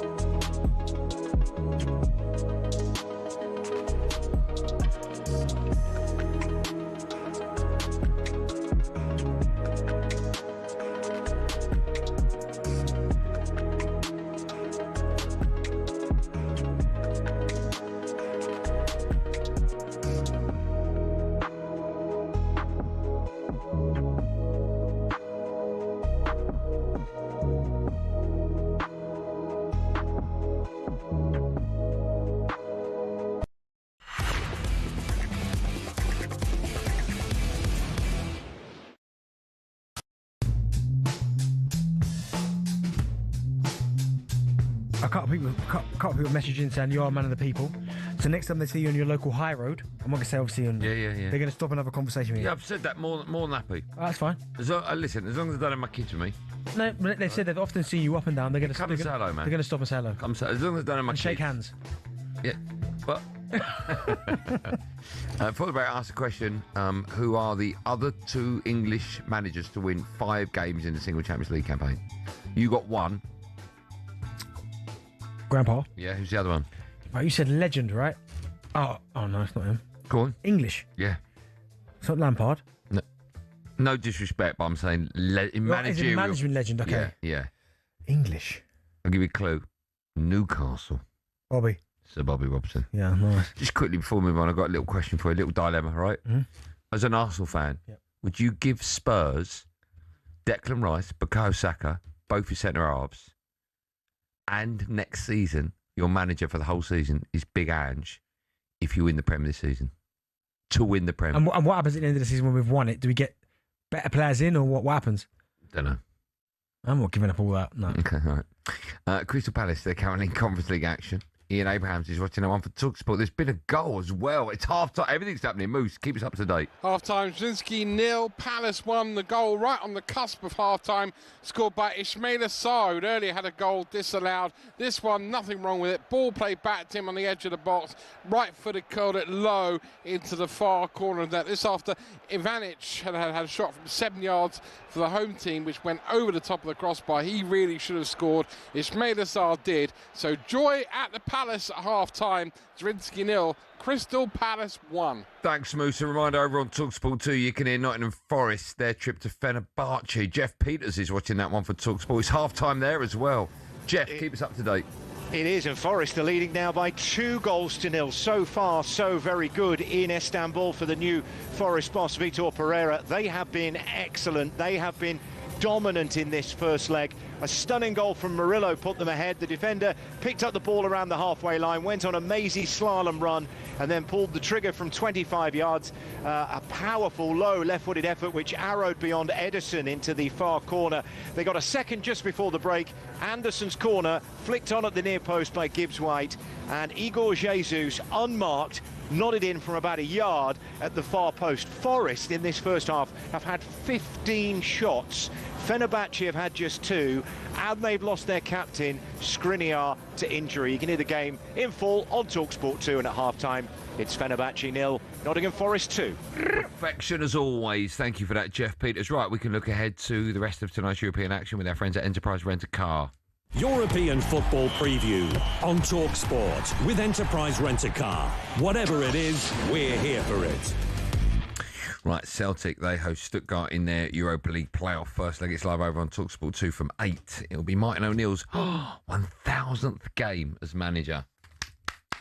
He's been speaking to the media ahead of that one. What an achievement that is. He said they need to take this competition one game at a time. When you start off, I think you dream about the final, and then reality hits you very, very quickly. I wouldn't have thought that we would be thinking in this competition with the teams that are still left in it, including our opponents tomorrow night. Well, I wouldn't even know where the final is. Where is that? Istanbul. Well, it's a long way away. His 1,000th game in management. That is some achievement, Debo. It's unbelievable that. That really is. I mean, is he a legend? He is, right? He's got to be. 1,000 games. You've got to be. Yeah, no, 1,000. If you get that long, and especially in management where it's so ruthless. Yeah. Yeah, you've got to be a legend. I mean, he's done well for his country. He's done well, brilliant for Villa. I mean, he's done well at Celtic. Do you know what I mean? So I think so, and he's such a nice man as well. I've worked with him quite a few times at PLP. Have you? I don't think I've worked with Martin. He looks lovely. I don't know him. He looks lovely, and he has nice conversations, knows his stuff as well from a coach. And do you know what's nice about him as well? When you talk to him, certainly about tactics and coaching, when we're watching games, he doesn't talk of this new like low block, deep block. It's all old school. It's all old school, proper football. Yeah, and I'm like, oh, that's simple. That, but yeah, doesn't overcomplicate it. Does he ever use the initial CDM? No, he doesn't. Just says defensive midfield player. Yeah, so it should be. Celtic, let me just have a look. They've got themselves back into the title race, of course, in Scotland. 3 points off top now, with a game in hand. Where should his priorities lie? It's hard on that. I mean, I hate prioritising anything. I mean, they're in the. I think as he said, that you got to take one game at a time. I think it's such a cliche, though. Yeah, but I think for Martin O'Neill, I don't think it's equally important if they have a good European run, right? But I think it's equally as important, if not more important. You have to finish above Rangers. Have to. So they win their game in hand. I think they do go above them. So just each game as it comes. Okay, it'd be an amazing achievement if we were to win the Premiership, wouldn't it? The Premiership with Scotland. Yeah, massive. In Scotland with Celtic. I think so, because that'd just be great for him. I did want to say, and this is nothing against Rangers or Celtic, but I did like I thought of Hearts potentially. Yeah, I know what you mean. And also as well, I look at the Europa League. I don't think they're going to win it. I think there are better teams in the Europa League. I'd quite like to do. I don't know if we've got time tomorrow, Joe. Is it good or bad for Scottish football if Hearts win it? Yeah, I don't know if it's good or bad. You're talking from like a economic point of view in terms of revenue, TV money and stuff. Yeah. I know what you mean, yeah. It upsets the apple cart. I don't know if it's good or bad. I know Rangers fans will say no, Celtic fans will say no. But do we want, do advertisers, to broadcast, does it bring more money in if there's more competition? Maybe, potentially, but I think about the size of Celtic and Rangers, and maybe from a global perspective, it might be. Well, it didn't hurt the Premier League when Leicester won it? No, it didn't, but you think about... No, it didn't, but the Premier League is just filled with giants. No, but I've had this conversation with you, yeah, and I had it with Gabby, I think, about I like the fact the Roll of Honour always has the big heads. Nah, see, No, I know, but you're now saying you agree with me. No, I don't agree with you. But my point is, I love that Leicester won it, and I'd have that again. But my point is, the Premier League has got big juggernauts in it. In Scotland, in terms of juggernauts, there's two, right? I'm not quite sure how it works if one of those two don't win it. Because both of them don't, you mean? Yeah, because there's only two. Here, there's still so much going on with the Premier League. Do you know what I mean? So, I mean, it'd be nice to see Arts win it. Yeah, I'm staying out of that one. That was a look at tonight's European action with our friends at Enterprise Rent-A-Car. Whatever it is, they're here for it. European football preview on talkSPORT with Enterprise Rent-A-Car. Here for it. Book now at enterprise.co.uk. Now, this will be a good chat. Newcastle, of course, 6-1 winners away at Karabag in the Champions League last night, with Anthony Gordon scoring 4 of them. 2 of those came from the penalty spot in the first half, and that seemed to spark a bit of an argument between Gordon and Trippier as they left the pitch at half-time. They had to be separated by their teammates. They both spoke to our friends at TNT Sports after the game, were asked what their argument was all about. Have a listen. No, obviously, Gordy scored a hat-trick, and, I think what other players are, and, what he needs to take a penalty, but also he's our penalty taker, so he wants to score goals, as everybody else does, but ultimately he's a penalty taker, and listen, football, emotions are high on the pitch at the times, but, it is what it is. He scored 4 goals, he was unbelievable today, and now we move on. I understand everyone's opinion because I want everyone to succeed. We're a team, we should be in it together. But I'm an attacker, I'm the penalty taker, so I want to score as many goals as I possibly can. But I understood everyone's opinion, and emotions do get high, but he's one of my closest teammates. He has been since I joined the club. He's done so much for me, so yeah, he's all right. It's good to hear from them. What's your take on it? Because Trippier said there that he would have liked Voltemada to take that penalty and then get some confidence back. Do you know, I understand it from Trippier's point of view. So I get both sides of it, because Anthony Gordon, goal scorer, doing really well in the Champions League, scoring goals. If he's the penalty taker, why should he give up any? So I understand from his perspective. From Kieran Trippier as the captain, he's thinking, right, this game's over. We're smashing this team to pieces. Nick Voltemada needs a goal, needs a bit of confidence. Do you know what? Just let him take the penalty. I'd see both sides to that. Yeah, me too. I'm the same. Give him the penalty, let him score it, and then we move on again. So I understand it. And listen, I've been there. It happened to me at Sunderland where I was a penalty taker. I'm scoring goals. I think I can't remember what period of the season it was. It was early on. Maybe I had 5 and 5 or 6 and 6, and my confidence is sky high. But Cameron Jones hasn't scored yet. He was my strike partner, and I'd scored one in the. I think I'd either scored 1 in the first half or 2 goals in the first half. I think it might have been. Maybe I got 1 in the first half. Penalty. Straight after half time, we come out. I get taken out again. Mate, I get taken out. Another penalty. I looked at Kenwyn. Kenwyn's walking over to me, and he's like. And I thought, you know what? That face can only be seen. Explain what you mean. So his face looked like a bit of a sad face, if to say, Bentley, like, you're flying, my confidence is, I've got nothing, like, nothing whatsoever. Like, can I just take this one, score it, and then... So I looked at him and I thought, for the benefit of the team, because listen, Kenwyn, when he's confident, was unplayable. Like, when he's at it, you can't mark him. He's too strong, too big, too powerful, everything. And he was a shell of himself, so I just thought, you know what? Just for the sake of it, take the penalty. So I gave him the penalty. He scores it. Confidence, does his backflip, whatever. 5 minutes later, he gets the ball on his chest, turns the defender, bang, 2. So confidence is sky high, right? Wow. Right? I then score again at the end of the game. But when I scored at the end, I didn't know this until Eric Black or Brucey, one of them told me. He thought when I scored at the end, that was my hat-trick. So Brucey said to Eric Black, oh, Bentley just got the hat-trick. And Blackie went, no. Like, Kenwyn took the penalty, because Brucey never used to watch the penalties. He'd go down the tunnel. Right? So Brucey went, what? So we're going at the end of the game now. I think it's Hull or Wolves. Game's over, you've won. Yeah, 5. We beat them 5. 5-1 or 5-0. You scored 2, he scored 2. Yes, right. But he thought I scored 3. Get back in the change room now. Everyone's laughing and joking. Brucey comes straight up to me and goes, listen, don't you ever do that again.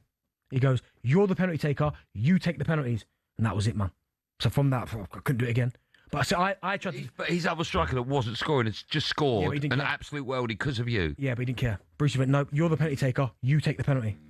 So, okay, fair enough. But Kenwyn then was flying. I mean, That game there was unplayable.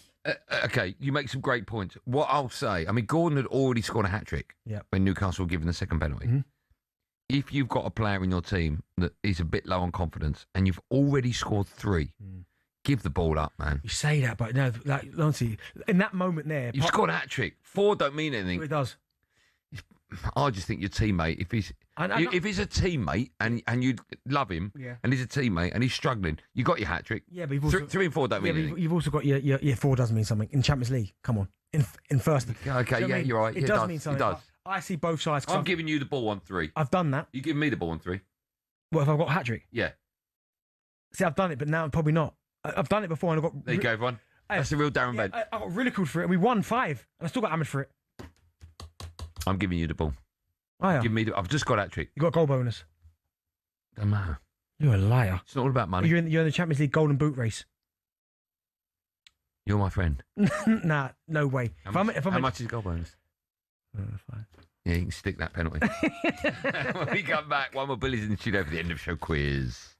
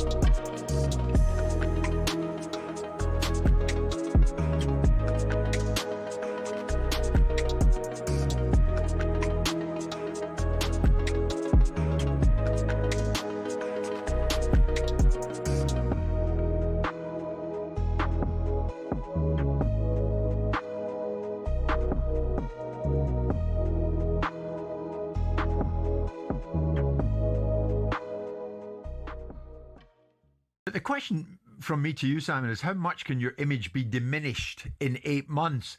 Now they're coming out, the woodwork. One source has told Telegraph Sport. Thomas Frank was constantly going on to the players about Arsenal, and they quickly get sick of it. Even before and after the game at the Emirates, he was telling them how good Arsenal were. The feeling among some was very much, just shut up about Arsenal. Elsewhere, reports suggest that after Spurs lost to Arsenal in November, Thomas Frank warned the squad about a drop in standards. The next day, multiple players turned up late to training, including the captain, Romero. And what does that say about the professionalism of people? Are you trotting that out for whoever's trotting that out? Isn't pouring necessarily a bad light just on Thomas Frank. He's pouring a bad light on the people themselves.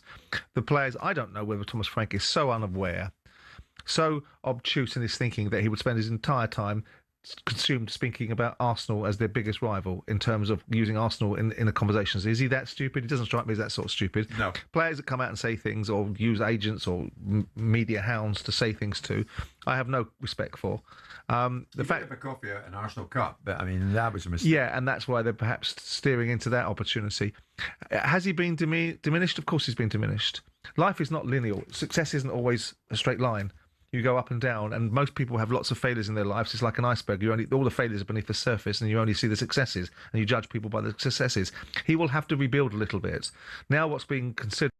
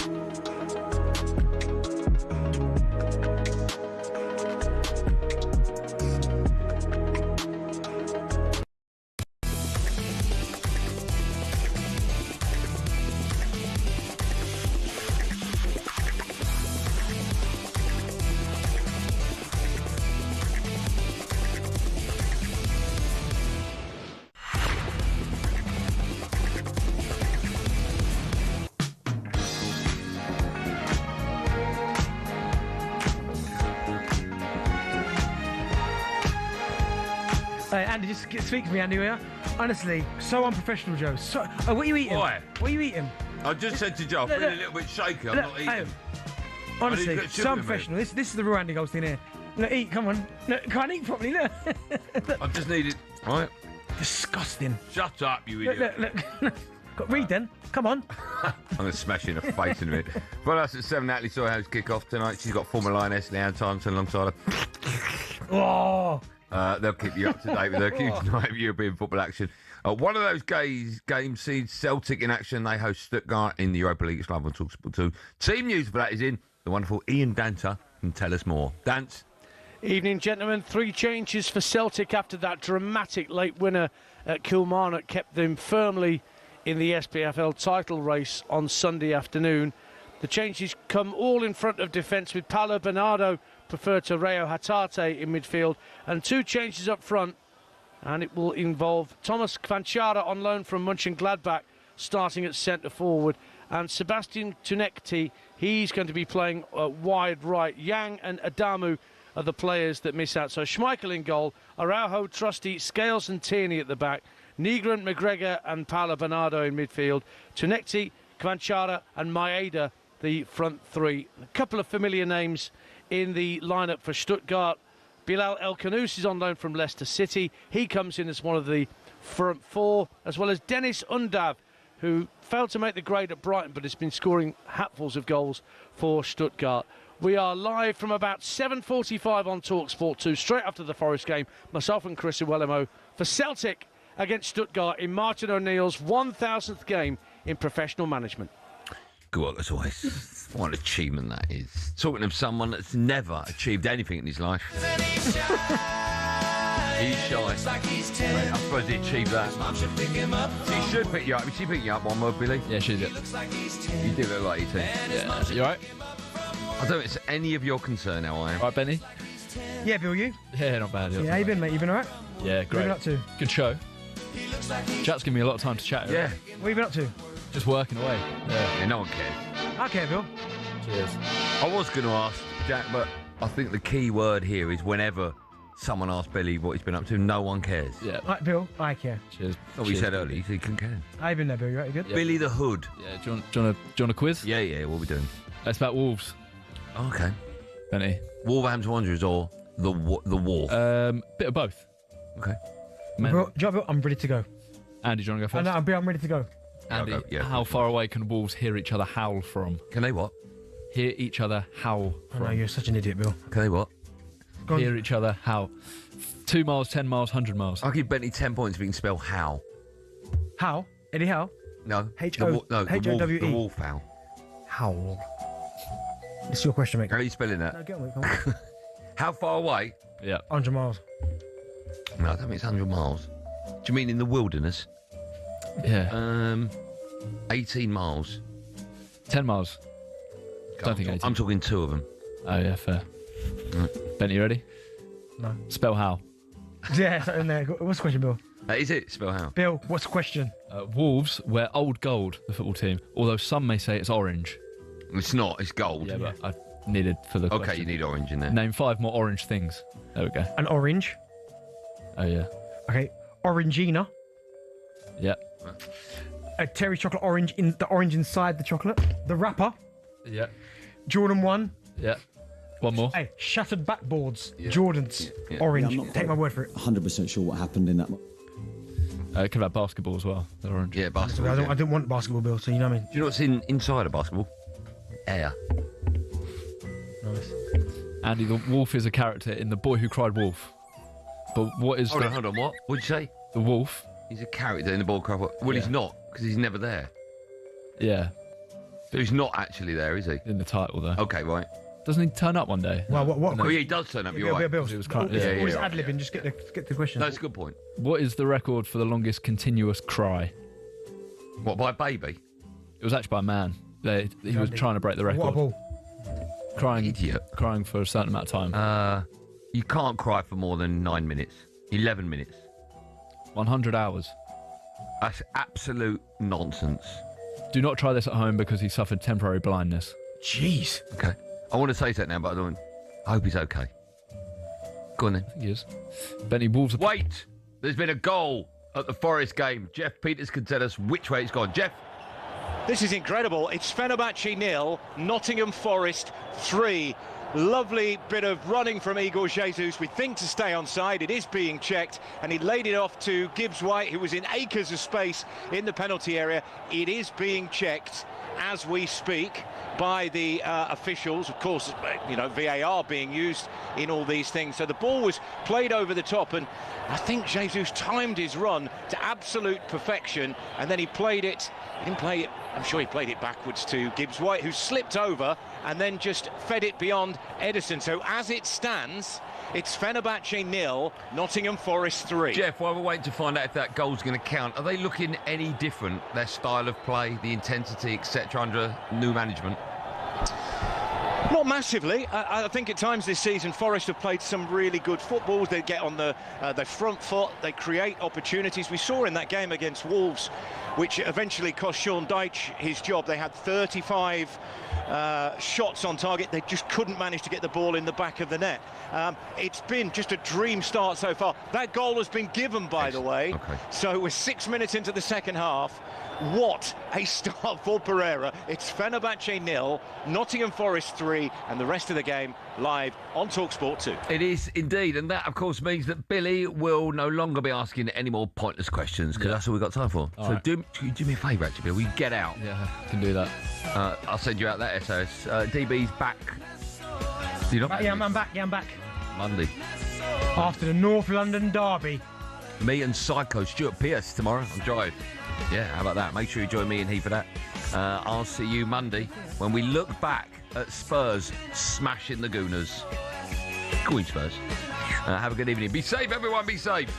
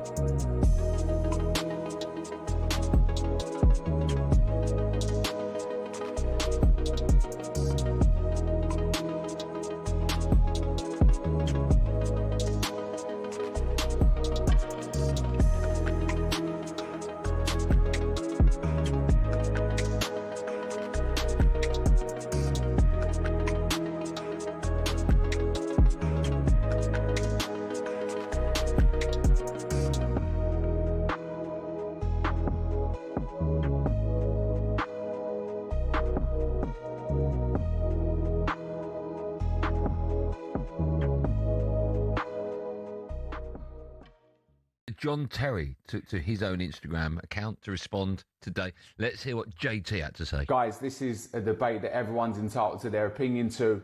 But, Pens, when you're on the radio and you're giving your opinion, you have to get the stats right. There's only